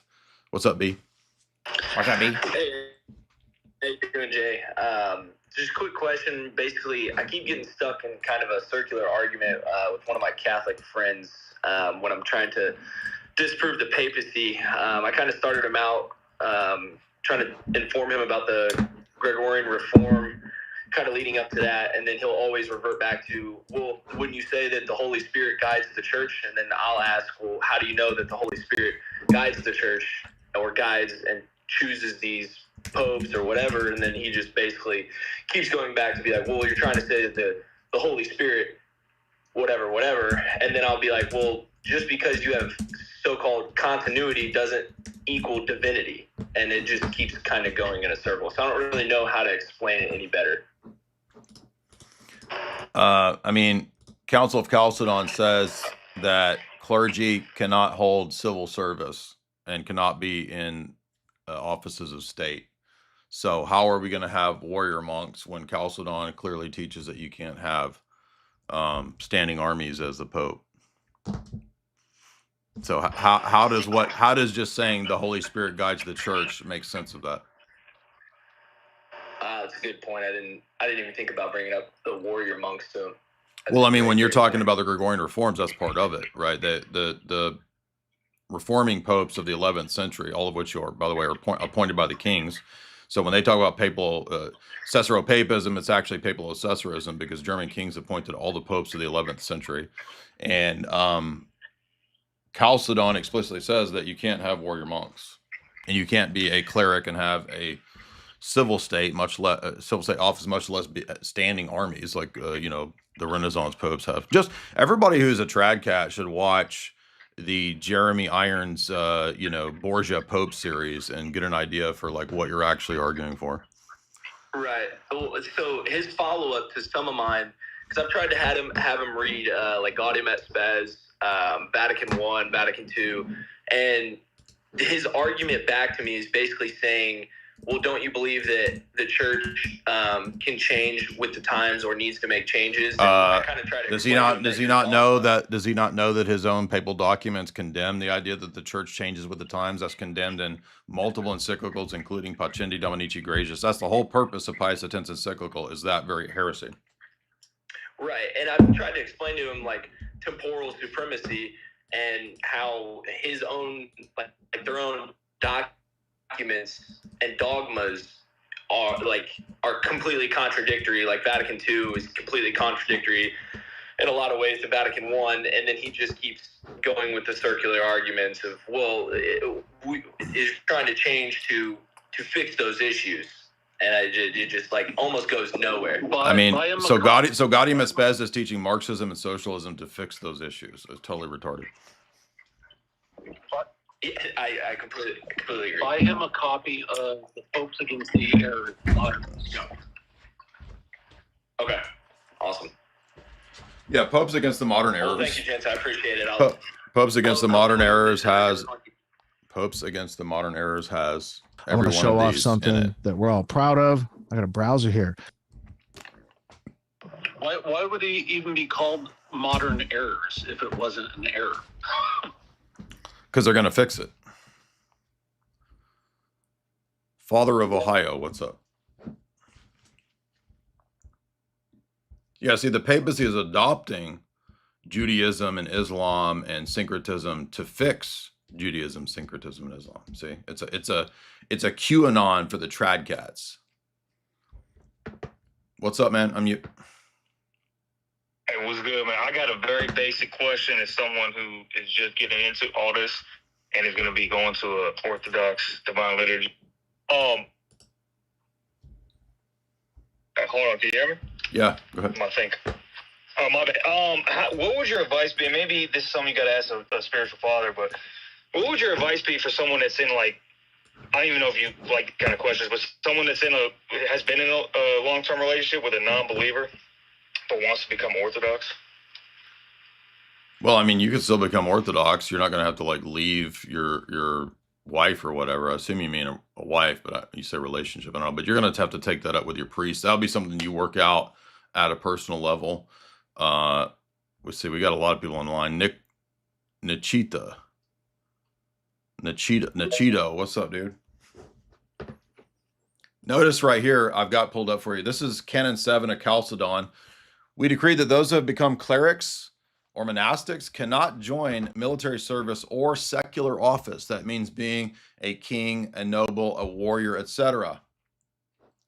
Those that dare do this and do not repent are anathema. And what does the papacy do? Has an entire standing army and says he is the geopolitical world ruler. And if you don't believe that he is the geopolitical world ruler in a civil state sense, you are losing your salvation. That's the last paragraph of Unum Sanctum in 1302. So who departed from the patristic teaching of the first 1,000 years? And a lot of Orthodox commentaries make a good point, including the Papadakis Meyendorff book that covers the Byzantine period of the 11th century to 1400s. That book points out that actually what happens is the papacy, when it becomes geopolitical, it actually it makes the state atheistic, because the state no longer has its specific Christian role and duty, which is the purpose of the older symbol, the Byzantine double-headed eagle. Right? You understand? This is the ancient Christian symbol for church and state. It is the symbol of the imperium of the church. Why does it have two heads? Well, in the papal unum sanctum model, it's one head. And the Pope now has church and state as his role. That is Antichrist. That's why we talk about this. So when the Pope takes on the role of the state, as clearly happened in the Gregorian reforms up into unum sanctum in 1302, now the state is subordinated as not even having really a Christian role. That's the argument Papadakis and Meindorf make. I think it's a good argument. Because what happens in the West, you get the Reformation reaction against this role of the papacy. The papacy starts stepping in. The German princes, the European princes turn to Luther and Calvin and others to support the Reformation because they're tired of the Pope interfering in all of the state business. And that doesn't mean that I'm saying, oh, so you think that there should be kings as head of the church. No, that's why it's Symphonia.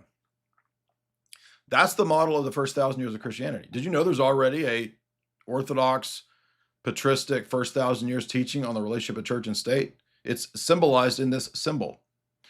And in the 11th century, the papacy turns it into a single-headed bird with the Pope wearing the triple crown. What's up, Nichita? Hello, Jay. Can you hear me? Yep. I'm an Orthodox Christian from Romania, and I recently got really into Eric von Kühnelt-Ledin. I don't know, are you familiar with him? Who? Eric von Kühnelt-Ledin. Eric von Daniken? No, Eric. I'm making a joke. No, I don't know who that is. Oh, okay. He's an Austrian nobleman and a Catholic thinker. But I wanted to ask you, what do you think about the option of minarchist monarchy with Byzantine influences? I like that idea. You like it? Yes. That sounds like the direction that I lean. Oh, okay.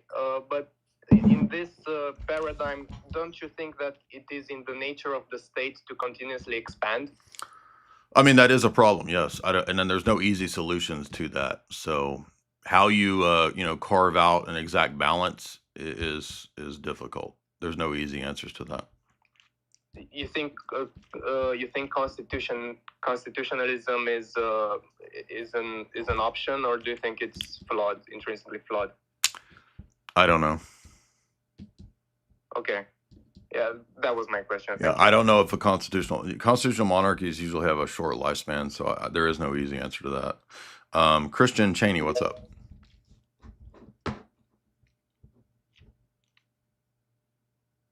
Chamba for $10. Jay, what do you think about the fallen angels, the watchers, and the Nephilim? I believe that Genesis 6 is talking about that, and that's because there's many passages in the deuterocanonical text that talk about the Titans.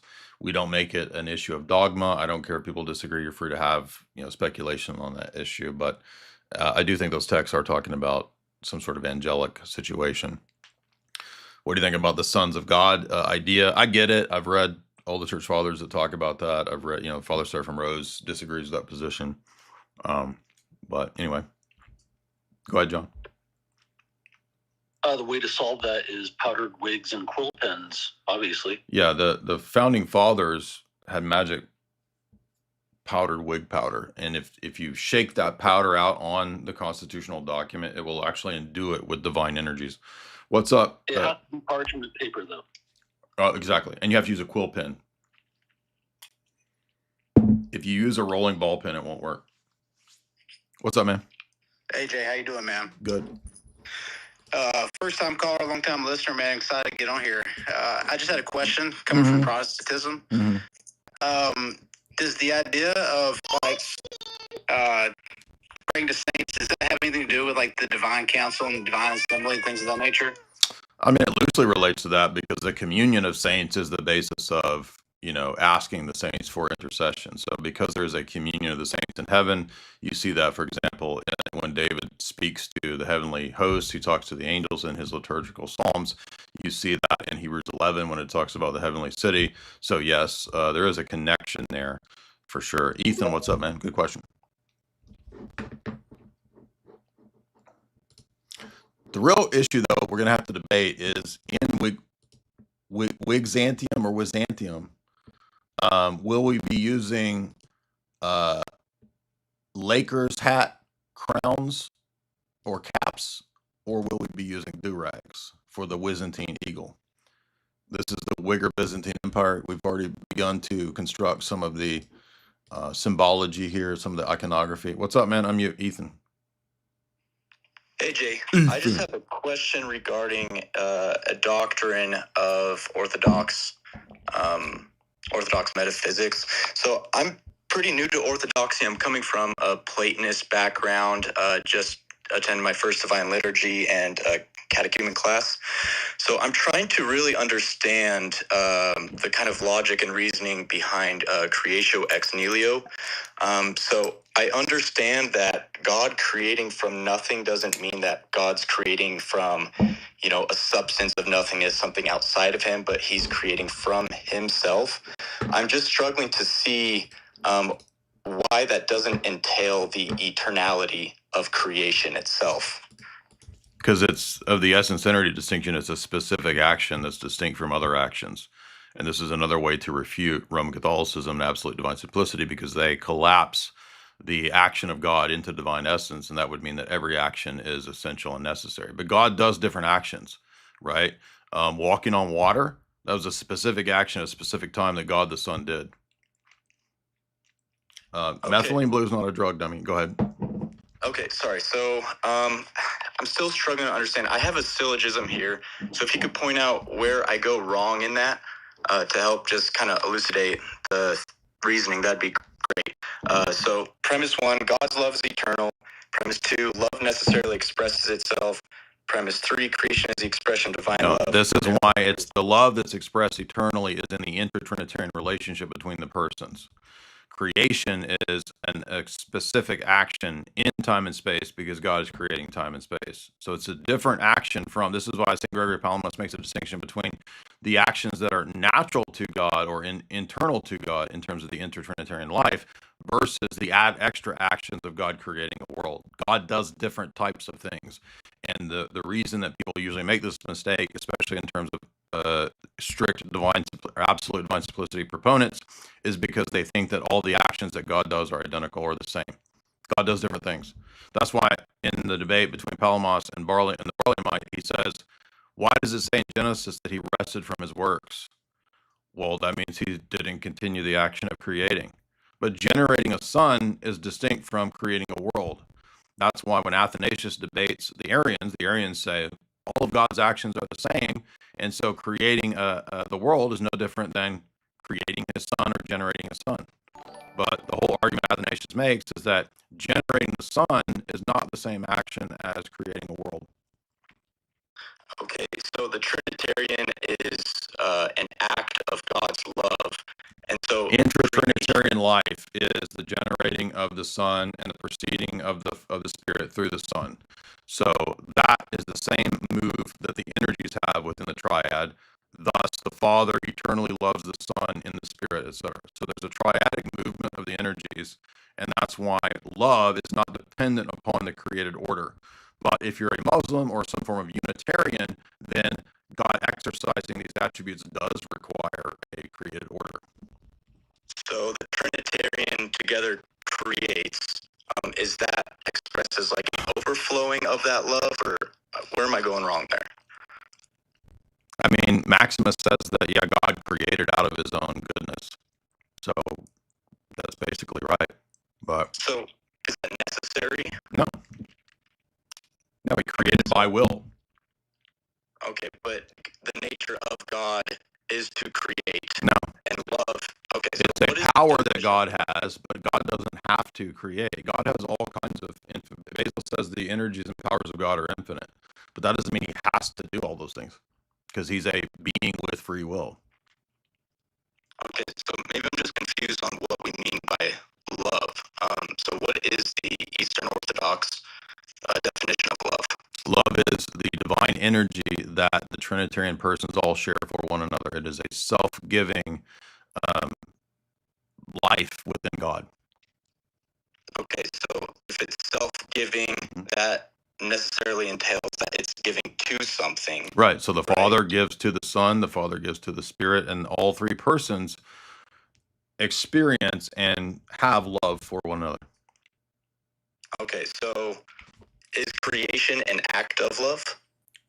Of that self-giving? Creation is an act of love, but creating is not love. They're distinct acts in God.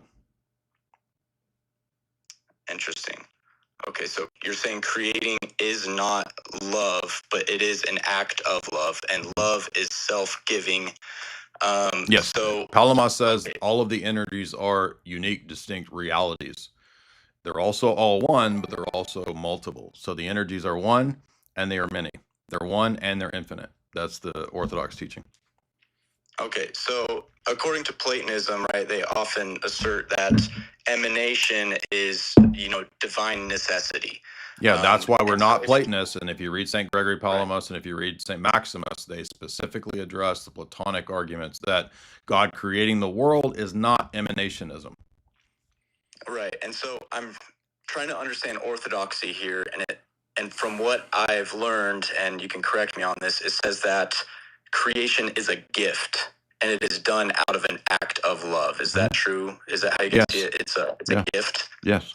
Okay, so I just don't understand why it would be problematic for it to be necessary if God is the source of necessity. Because we are not Platonists, and we believe that God creates by his own free will, not out of necessity. So we specifically reject Platonism on this point. But necessity is a product of his will, is it not? No. God creates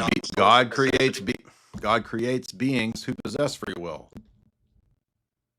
So no, there's not necessity in his created order. There's no necessity to him creating. God, why would he have to create a world?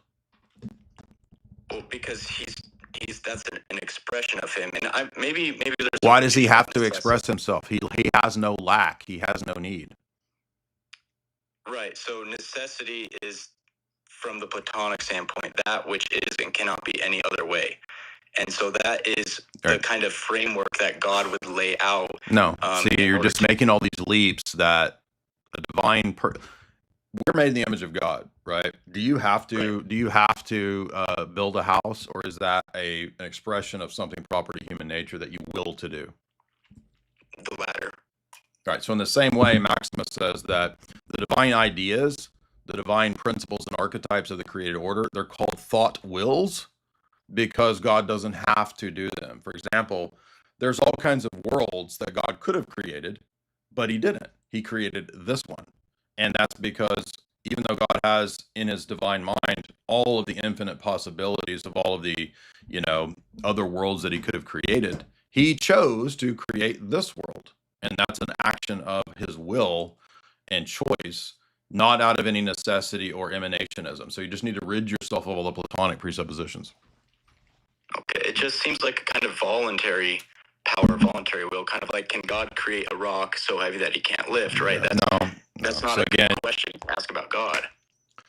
Yeah, that's because God's nature is what it is by necessity. That doesn't mean that God's will is necessary in terms of some action or some execution, because God possesses free will. So what you're not understanding is that in Orthodox theology, there's a distinction between nature, person, will, and operation. All those things are distinct in our theology.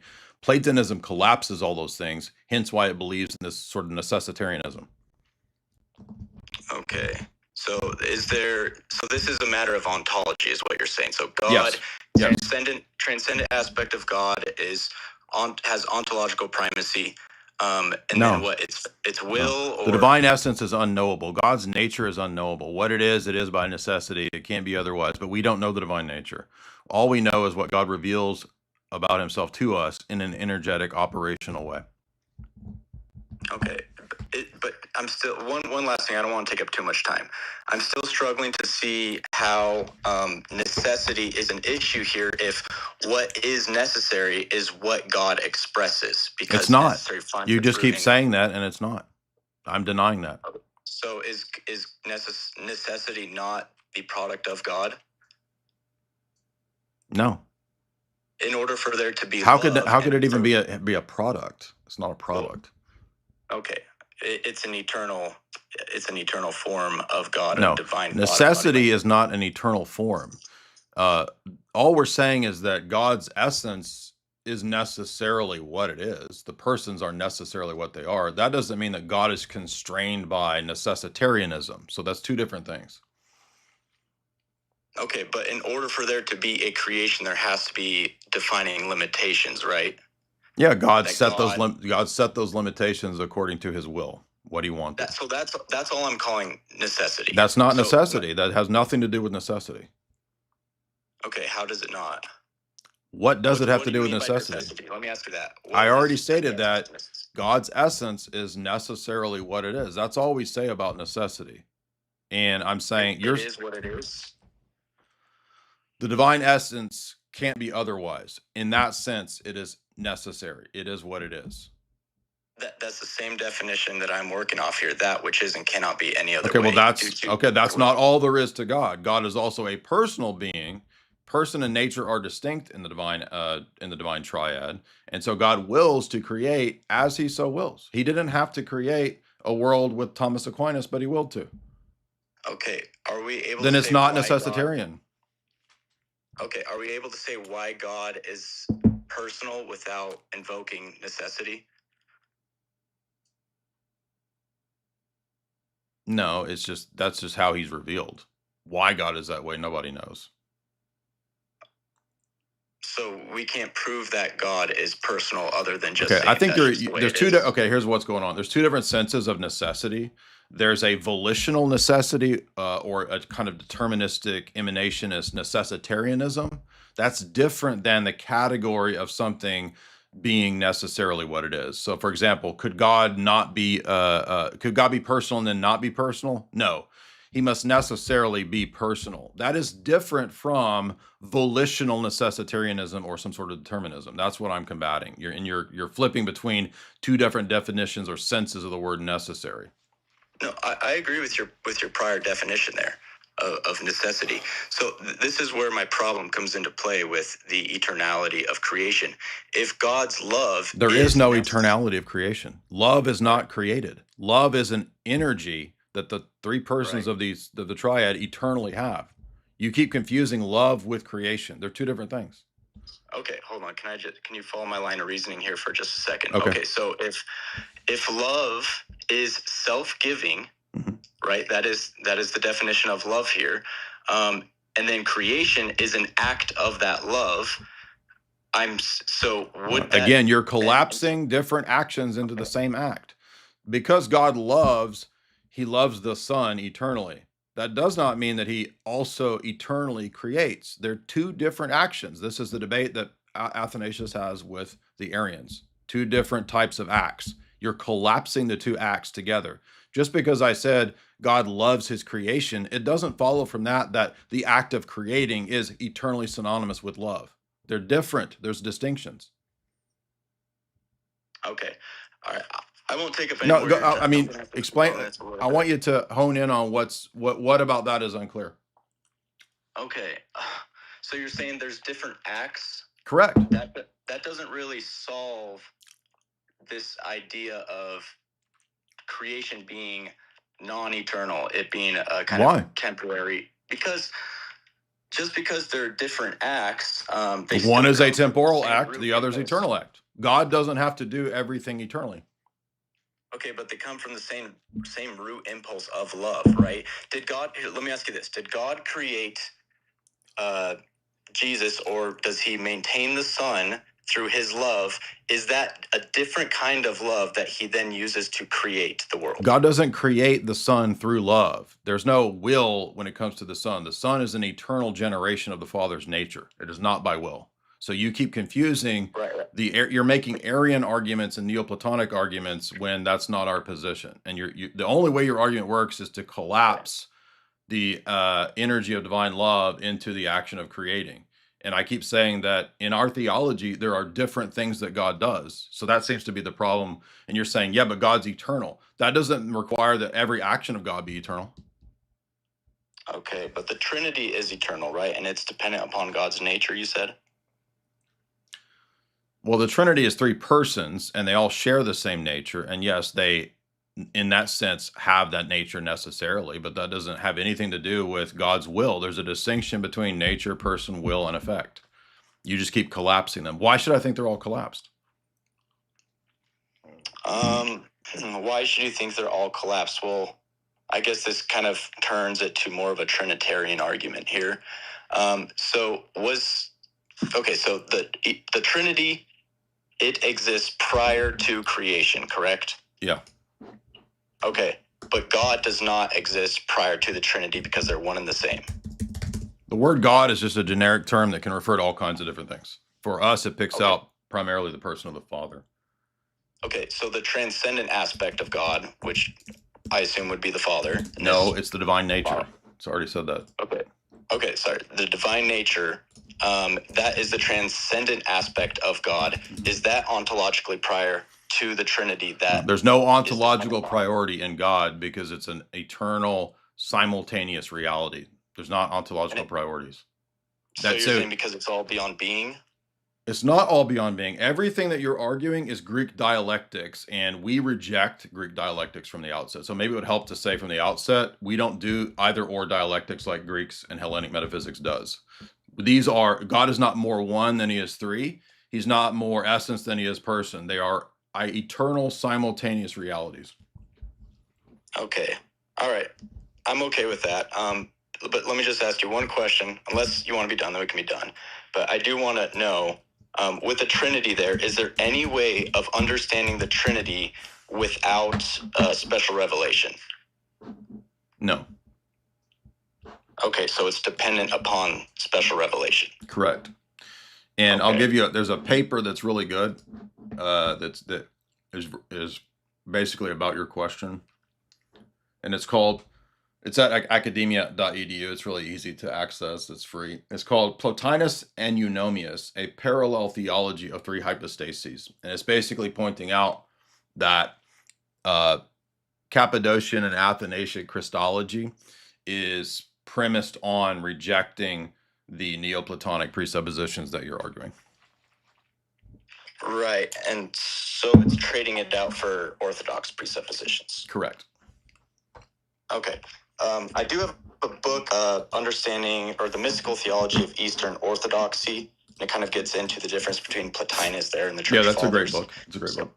Okay, so I'm guessing it's getting at a similar thing, which I do have my own concerns about, but maybe we can say that for another time. Again, I don't want to take up all the space here, so thank you for your time. Mm-hmm. Greek East, Latin, West has a section on that too. Yeah, Sherard's Greek East, Latin, West is also good on this, and it's available for free at Myrio Biblos. It's called From Theology, Philosophy in the Latin West. It's a chapter from the book. Father Deegan, did you want to say something? No, just if you have any questions about that, but it was that's why all this stuff's so important to kind of nail that exactly. What do we mean? The distinction between will, essence, even the word necessary, the energies as well. Otherwise, you get these kinds of problems. Exactly.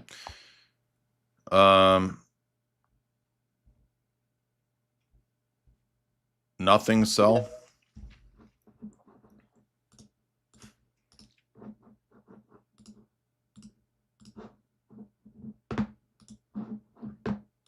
Unmute.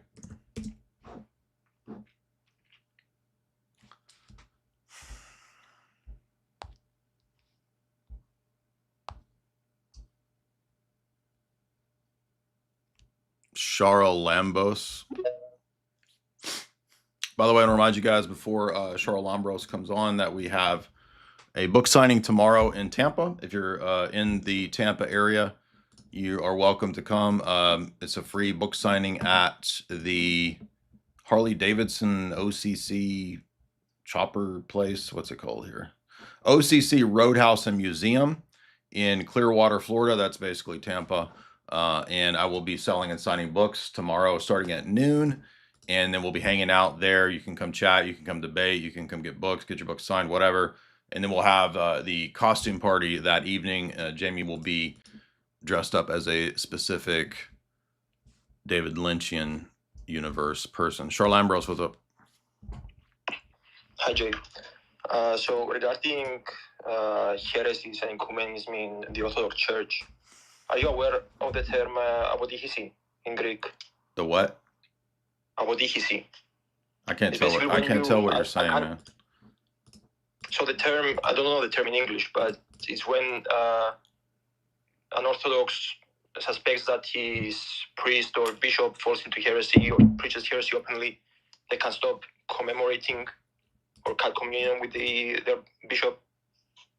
Well, I mean, I think it's a case-by-case basis. You can't make a one-size-fits-all rule to say that anytime you disagree or decide you think your priest is wrong about something, then you can just leave the church. So it's a principle of wisdom that you're going to have to apply. There's no easy one-size-fits-all Spurg algorithm for what you're supposed to do in every case. Yeah, so going back to heresies in the church, do you believe it's an effective form of protest that could put pressure to... Bro, I can't understand what you're saying, man. I'm sorry. Just try to type it out next time. Guys, you got to speak slow and precise English. And I'm not trying to be rude to that guy because I'm sure he's a cool guy. I can't understand what he's saying. What's up, man? Is Jamie going to dress up like Laura Dern's mom from Wild at Heart and just smear lipstick on her face? I'm trying to think of what's an even worse David Lynch. She's going to be the teapot that David Bowie turned into in Twin Peaks. What's up? Nothing. I'm mute. All right, he can't connect.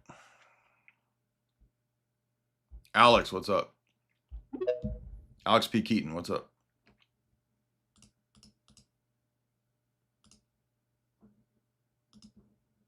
Alex, I'm mute. Hey, can you hear me okay? Yes, sir. Well, I appreciate your time. Thank you so much. So I think it's obvious that from a worldly perspective, we judge some sins as worse than others. For example, murder is worse than stealing a candy bar.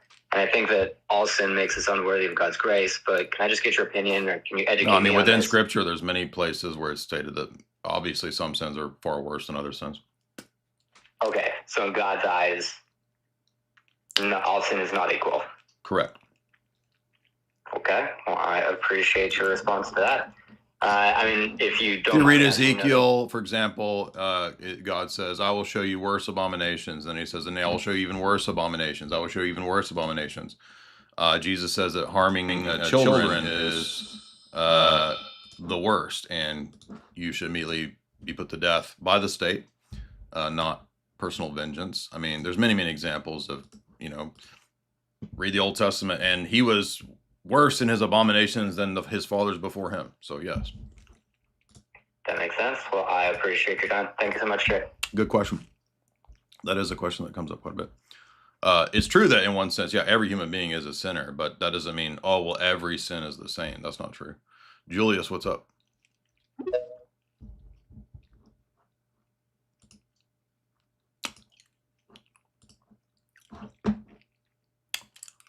Scribs, can God tickle Allah's foot? I don't know if that's a question for a Muslim or for me. Seattle, Rob. No, we did that. AC, Muslims do not like arguing. Muslims are not arguing like Reddit atheists. This challenge is impossible. Have we even had them? I don't remember the last time there was a Muslim. It's been forever. Julius, what's up? Hey, bro. How you doing? Good. I came on a few days ago and asked about the is-ought distinction. And you mentioned that it's to do with, some kind of a tool that you use in debates, but it's not actually what, the distinction itself is irrelevant because in Orthodox epistemology, you have this kind of participatory... It's an internal critique of the atheist, materialist, empiricist paradigm. Yeah. Right, and so your actual kind of Orthodox view of ontology is like a kind of a, what you said about the logoi, it's more of a kind of a realist. Is that like the right word? It would be a realist. Yeah, moderate realism. I mean, we believe in, most of those metaphysical principles of the Middle Ages, sure. Yeah, nice. So I guess it's sort of a basic question, but it seems to sit in a bit of tension with your use of the transcendental argument, which comes from a post-Enlightenment kind of Van Til Kant. That's a fallacy. That's a genetic fallacy. What does the origin have to do with whether it's an argument or not? Yeah, I was sort of wondering if that's Yeah, so is it another kind of case where you're similar to the is-or distinction? It's not necessarily something that you build your worldview from, but you use it to show their kind of internal inconsistency, or, I mean, I guess it's just sort of an interest. I'm not a trained philosopher or anything, but just an interest in how kind of... Well, Aristotle uses arguments from rhetorician. John Damascus in the first page of Fount of Knowledge uses a transcendental argument. So there's plenty of examples in ancient philosophical, discourse of that type of an argument. But the fact that a Calvinist makes that argument, I mean, would we say then that, well, you can't do calculus because Newton and Leibniz came up with calculus and they're heretics, so calculus is heretical? It's just silly. Yeah, absolutely. By the way, all the same people who say this argument all run to Aristotle as if, okay, well, Aristotle was a pagan, so if we're going to use genetic fallacies, then everything Aristotle said is negated. Okay, great. So the genetic fallacy is basically saying, well, because your argument starts from this place, it's got to be wrong, rather than addressing the actual argument itself. Is that correct? Yep. Okay, that's really interesting. I guess sort of just my... just kind of out of interest, in terms of your worldview as an Orthodox Christian, do you kind of start from ontology, or do you start from epistemology? Do you know what I'm trying to say? I mean, because no, they're all synonymous. They're all at the same time. There is no priority to any of them because it's an argument for an entire paradigm, and the paradigm begins with divine revelation. So it's a theonomous epistemology. It's not any sort of system building project. I'm not dissing you. It's a great question. Sons of Jared? Sounds like Mormon stuff.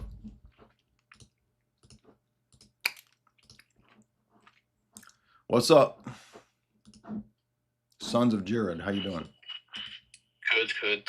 Thank you, Jay. I have just a couple of quick questions. One is the evolution is not compatible with the Orthodox view. Is that correct? I don't believe that it is. There are many people in our society that are steeped in it, so there might be people who unwittingly believe erroneous things, but if you really get into the nitty-gritty of it, how is ancient Hindu metaphysics and process philosophy going to work with Orthodox metaphysics? Okay, thank you. And then, is there any teaching of Orthodoxy based on lucid dreams or astral projection? Because now there's a hype and startup that are funding devices that helps you. I think we would all reject that as pathways to delusion, for sure. Arlox, what's up?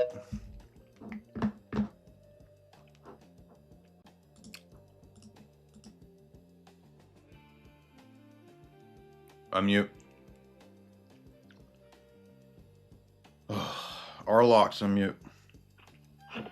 Hey, I've been Orthodox my whole life, like ROT, and I'm kind of starting to kind of learn more about the faith recently, and I saw like the Western Rite stuff, and I'm kind of confused. This is probably a bit low tier, but like how come we get to kind of like take all of the sort of like Western liturgical traditions and just like, kind of slap our own twist on that? Well, I don't think we're taking it. It is the first 1,000 years of the West were Orthodox. So I think the idea was to have an outreach to disaffected Anglicans and Roman Catholics. It has a lot of problems, but that was the idea behind it. But so the Western Rite, essentially, it is like in the Orthodox view, it is canonical and everything, correct? The rite itself is fine. There's not a problem with the rite. The problem is that a lot of the people end up wanting everybody to adopt all these post-schism devotions and Roman Catholic ideas like Sacred Heart and all this nonsense. Okay, and I have a second question. So this is more with the OCA. So my friend recently is kind of inquiring about Orthodoxy, and I'm just wondering, because I go to a rocker church, and there's an OCA church that I think, I don't know, maybe it would be better because I've never been there. But anyways, the question is, how would you say, like, how would I kind of recognize if an OCA church is, one of those bad ones or good ones? Like they're gonna tell you bad stuff. So they're gonna talk about Skittle stuff. They're gonna talk about all kinds of problems. You'll know. They're usually pretty open about it. Efrey Jepstein. What's up? Welcome everybody. We got 1,000 people. Remember, I don't know what's going on because I think people are saying, "Oh, I never get notified." You have to turn on the notifications on YouTube. So if people are saying, "Oh, I never get notified of your live streams," well, a lot of people's notifications go into the spam box now and all these different folders on your emails, Gmail. And also you have to actually click the bell to get notified. So you're just because you subscribe to my channel doesn't mean you're going to get notified. What's up, Efrey? Hey, Jay, I had 2 questions. The first was, well, I don't know if you remember or not, but about 2 weeks ago, I asked you about this argument for God's existence my friend came up with. His position was that because there are so many different arguments that where the existence of God is a sufficient answer, that in and of itself is a testament to the existence of God. Now, I think that that's fallacious. I just don't know why. So I was wondering if you've given that any more thought and could give me an answer. Well, I mean, there can be bad arguments. So why would the prevalence of arguments mean that something is true? It's just a non sequitur. So, okay, so that's what I was thinking, because I was like, you know, you could make... I mean, there's a lot of arguments for Marxism and socialism. So is it therefore true because there's a lot of arguments? Right, exactly. Yeah, you could make a million arguments that apples are blue, but they're not. They're red and green and yellow and brown, but everything but blue. But I just didn't know if that's like a... It would be a variation on appeal to the masses or something like that. Okay. And then the my second question was more of a like social life advice kind of thing. How do you think I should go about convincing some of the other Orthodox people I know to actually pay more attention and learn more than just like being another ortho bro that you know, says they're Orthodox, knows a little bit about it, but doesn't really participate as much as they should, doesn't educate themselves as much as they should? I mean, I don't know how you convince them other than, you know, maybe start building communities of guys at church. Like at my church, we have a really strong community of guys and everybody's really tight knit. We always go out to eat, we chill.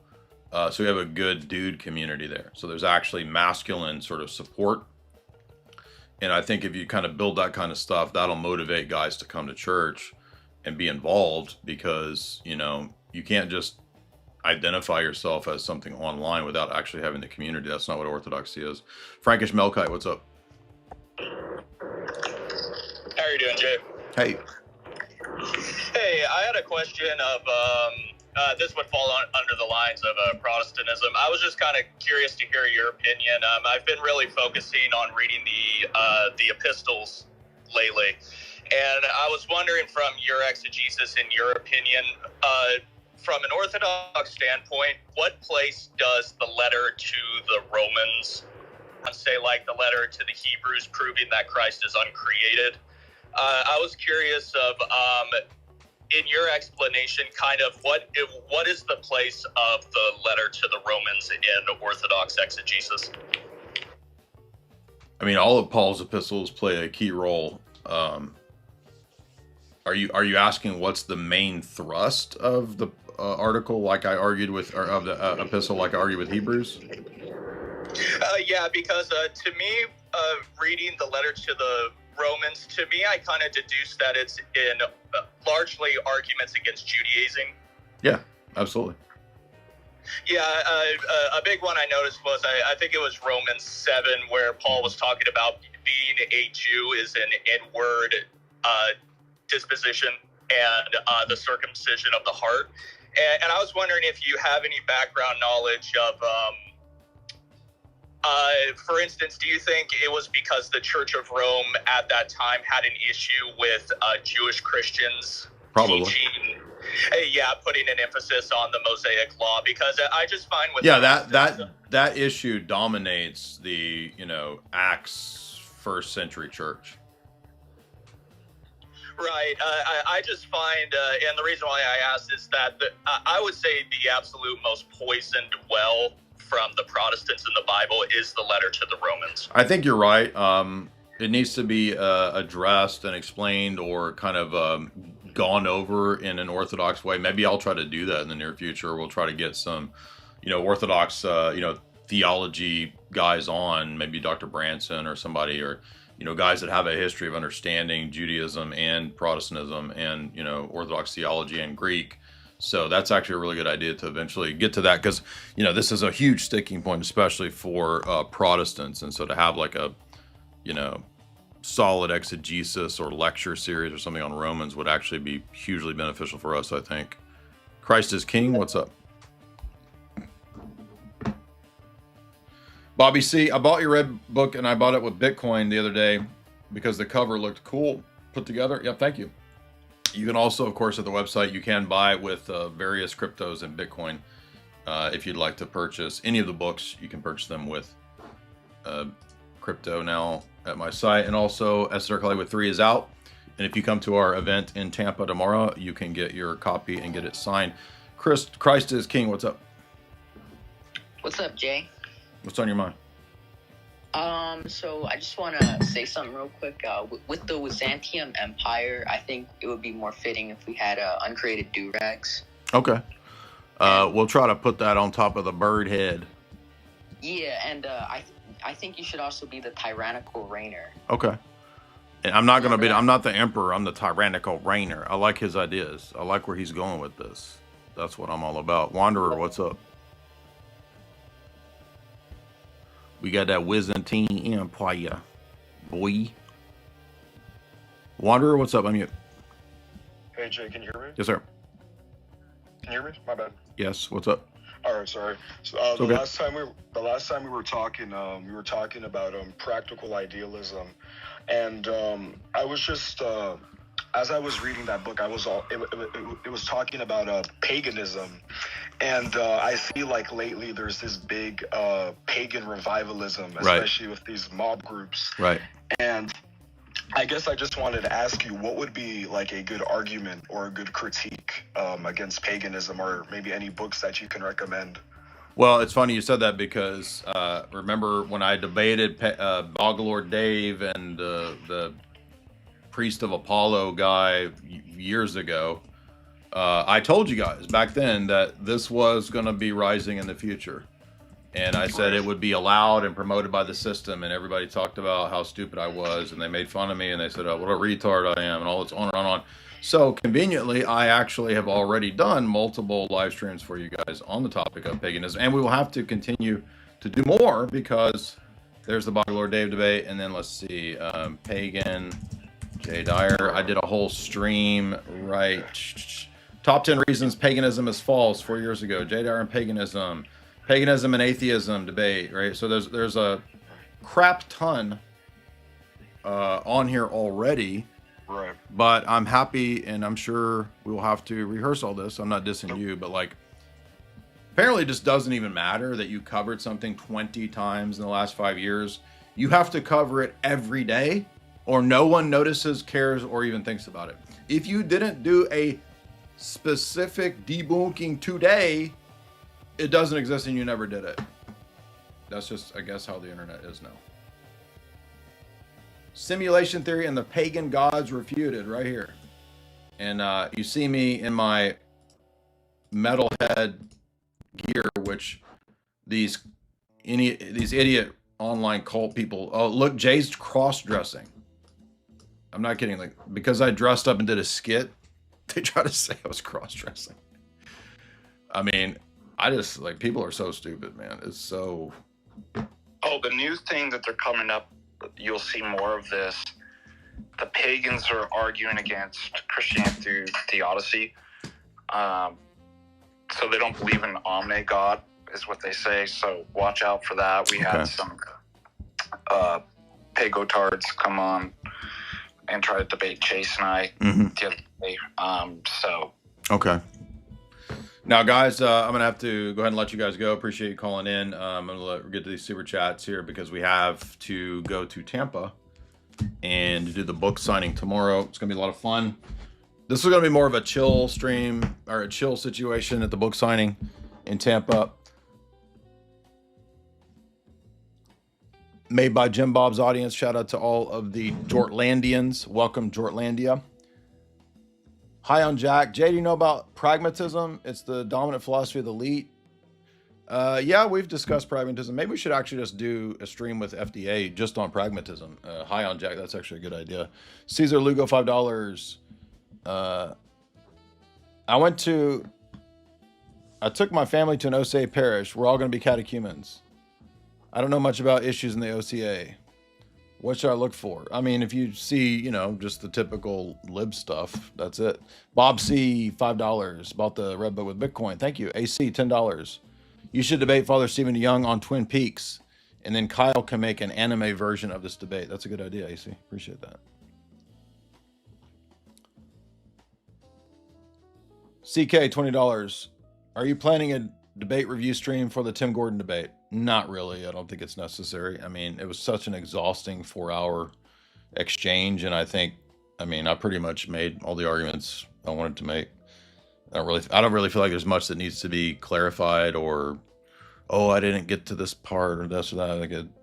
I mean, after the debate, he conceded, so it was like, and then like the Roman Catholics like, Gordon dominated, even though Tim conceded at least 2 parts of the debate. They're like, he dominated. Some Roman Catholic was something that they're like, how did it feel to get destroyed by Tim Gordon? And I'm like, how is God's glory created? And he didn't know. I don't know.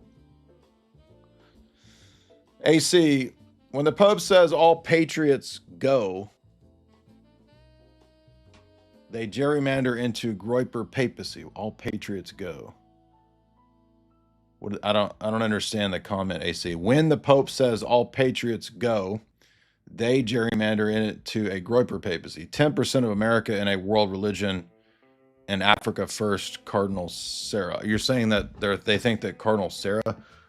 You understand? I've been hearing since when I was a Roman Catholic in 2003. I was hearing the just wait until we get the Bays Pope stuff. I've been hearing that since 2003. Christ offers a key, $5.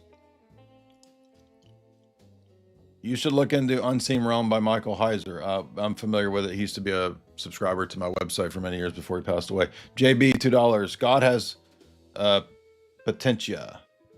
Christ offers a key, $2. Unseen Realm is what I meant to put. Yeah, I'm familiar. In, $5. Can you talk about jurisdictions and problems? I mean, there's all the jurisdictions have problems. So it's not a jurisdictional issue, except that it's certain parishes and under certain, it's more of a bishops and priests problem than it is jurisdictions. I would just recommend finding a good Rokor, Serbian, Romanian type parish, Antiochian parish. Those are probably your best bets. But that doesn't mean the other ones you can't find good churches. So about why we're $20. The monetary goal ends. Guys, help out the monetary goals. Appreciate that. Palm Tree Savage, $20. God bless. Thank you. Duels says,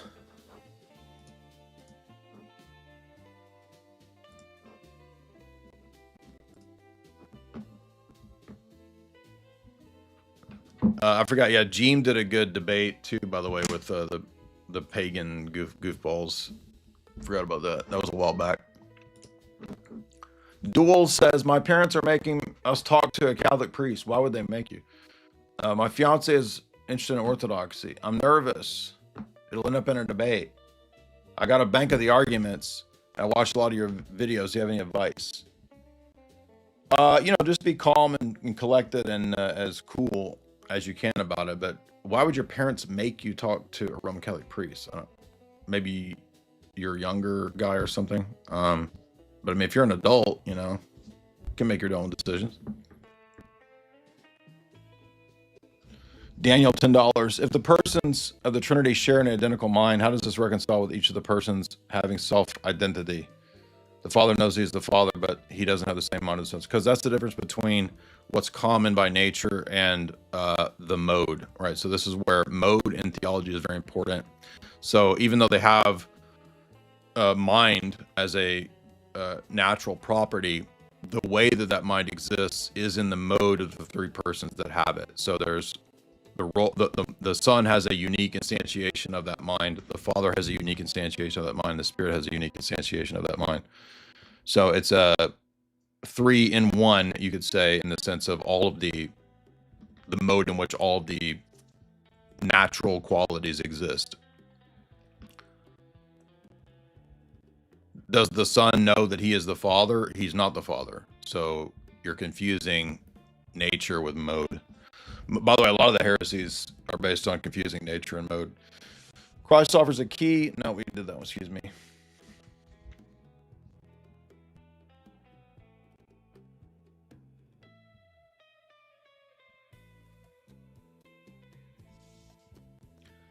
Pro tip for everybody from irrationally irritable.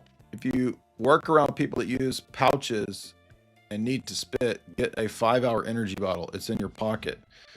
Okay, I just don't have a 5-hour energy bottle on hand. But I imagine I won't have to spit once I get used to. I just haven't had any nicotine in 10 years, so you know what I mean? I'm just not used to it. But it is a good appetite suppressant. Let's see. August, $10. Jay, I'm Protestant. I'm interested in Orthodoxy. If it's the true church, does this mean other church planting Protestants are not hearing God when they say, God told me to plant the church? Yes. They are perhaps sincere and they mean well, but we don't believe that that is God talking to them, telling them to make and plant Protestant churches. High on Jack. We did that. What? Jatuan, $5. I hope you're having a good day. Can you read my super chat from yesterday towards the end of the stream? Okay, Jatuan, I'll look for that. If I scroll down, I'll lose my place. RS, I'm a new convert. I want to be a catechumen once I'm baptized. How will other Orthodox churches know I'm Orthodox? Will they give me the Eucharist? You just tell the priest that you are Orthodox and that you prepared, and tell him your baptismal name, your saint name. Hushed Tones, $20. I don't want to be annoying. I was banned from the Discord. I haven't run or had anything to do with the Discord moderation or any of that in like 3 years, man.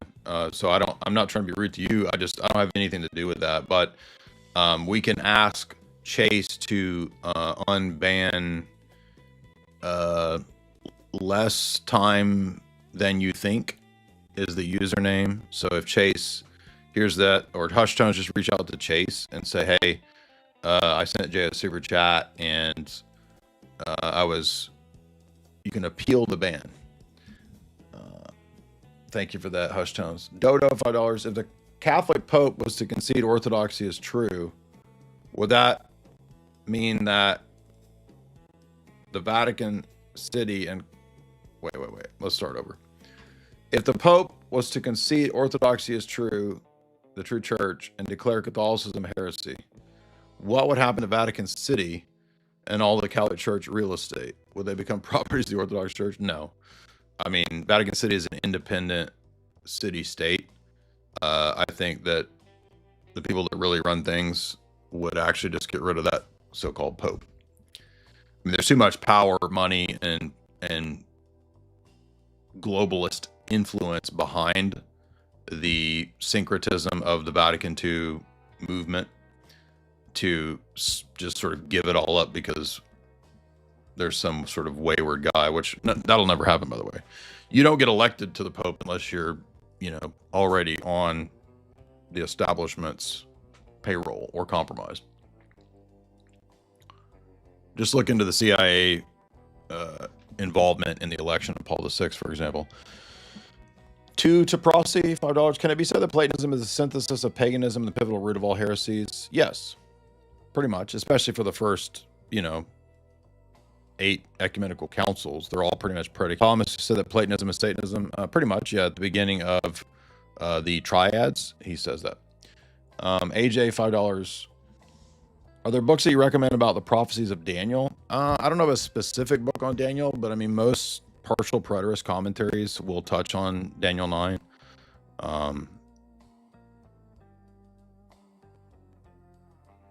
Look up Milton Terry's Biblical Apocalyptics. It might actually have a statement on or something on Daniel 9 that comes to mind. Diabetes, $5. Do you have any creepy Halloween streams planned this year? Yes, we did have one more left. Problem is that I will be we might have to do it the day of Halloween or something, because we're going to be at Tampa for Halloween, so for the horror convention. So it's going to be a challenge, but we'll try to do it. Dodo, will you comply if digital ID becomes mandatory to access goods and services? Well, I'll definitely try to not. I think everybody who disagrees with digital IDs is going to try to not comply. What's going to happen? Do you think it's going to be a problem using Bitcoin if you can't access the internet without digital ID? Well, and thankfully, Jack Dorsey has actually already invented Bluetooth means of transferring Bitcoin. So you might not be able to get on like mainline sites in some sort of dystopian lockdown, but you can still transfer and use Bitcoin now through Bluetooth. So that is an amazing invention. Tregsman, $10. Jay, have you considered offering a package of all 3 Esoteric Hollywood books? No, I have not, because books are kind of gradually going away. Everybody's becoming retarded and they're going to read. So I'm not going to do any discount packages. And also, Chris might retire, the publisher, in the next 5 or 10 years. So, who knows if I'll even be able to buy Esoteric Hollywoods down the road. So we never know. Did you watch Jones Plantation? I think you mentioned it, but no, I've not seen it. It's a cult following film. I'll check that out. NTB, thank you for a clear voice and all the hard work. Thank you.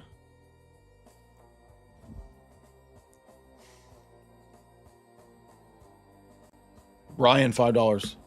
I need forgiveness. I don't want to be confessing 60 years of sin to a Catholic priest. Will an Orthodox church baptize me without a prior confession? No, you do a life confession if you come into the Orthodox church. But we've all done it, so it's okay. Brian, $5. How can... No, we did that. Pizza Daddy, $5. My father-in-law is going into the Bart Ehrman route of theology. Can't grasp that atheism can't justify morality or the Izzat distinctions. Are there any Orthodox materials I could point him to on textual criticism? I know ultimately it's an issue of the heart. It's not a mental problem. But love the boomer, hate the boom.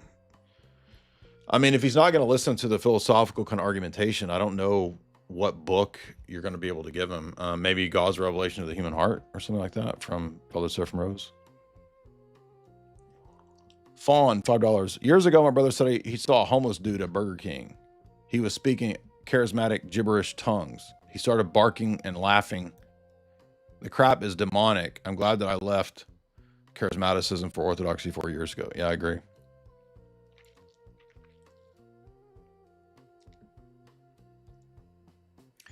Jatuan, $30. Ooh, pay piggy. I found your super chat. Can you refute the claim that in Jesus' younger years, he went to learn different religions and become enlightened? My boss talks about this and I just shake my head. Well, there's not really any reason to believe this. I mean, I'm sure there is some specific book addressing that. I did a stream, let's see, Vedas and Jesus, because there's some white dude that's a Hindu guru. And I did a response. This is a Vedic Jesus, Gnostic Jesus. Who's the real Jesus? We did a stream on this several years ago, 4 years ago. So this is the closest approximation I have to addressing that specific issue. Athanasius Pappas. Jay, did Trump convert to Judaism? I don't know. I haven't heard that, but I don't know if you're joking or being serious. Hope not. EB, $5. I recently saw a Spanish trad Catholic and a bunch of nonsense where they had a giant statue that looks like the purple KKK outfits. Yeah, this is, I forget what that festival is called.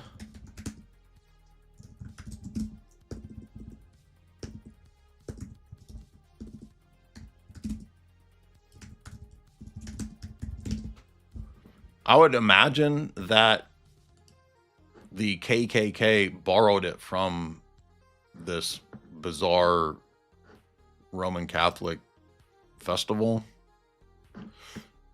I don't actually know the origin of this. It's called Semana Santa in Seville. But I'm sure you could watch a documentary. I have no actually. Even in all my years as a Roman Catholic, I never knew like what the purpose of this was, or I never went to Spain. I don't know anything about it. I'm sure people in the chat know like what is this whole thing about here, this festival. Misplaced burrito, $14. Thank you, Jay. This carried me through my work. Awesome, dude. Good to hear that. Hope you find your burrito.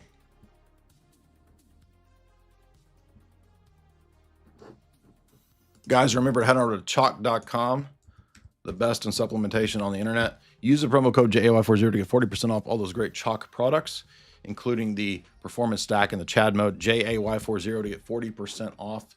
And I will see you guys tomorrow in Tampa.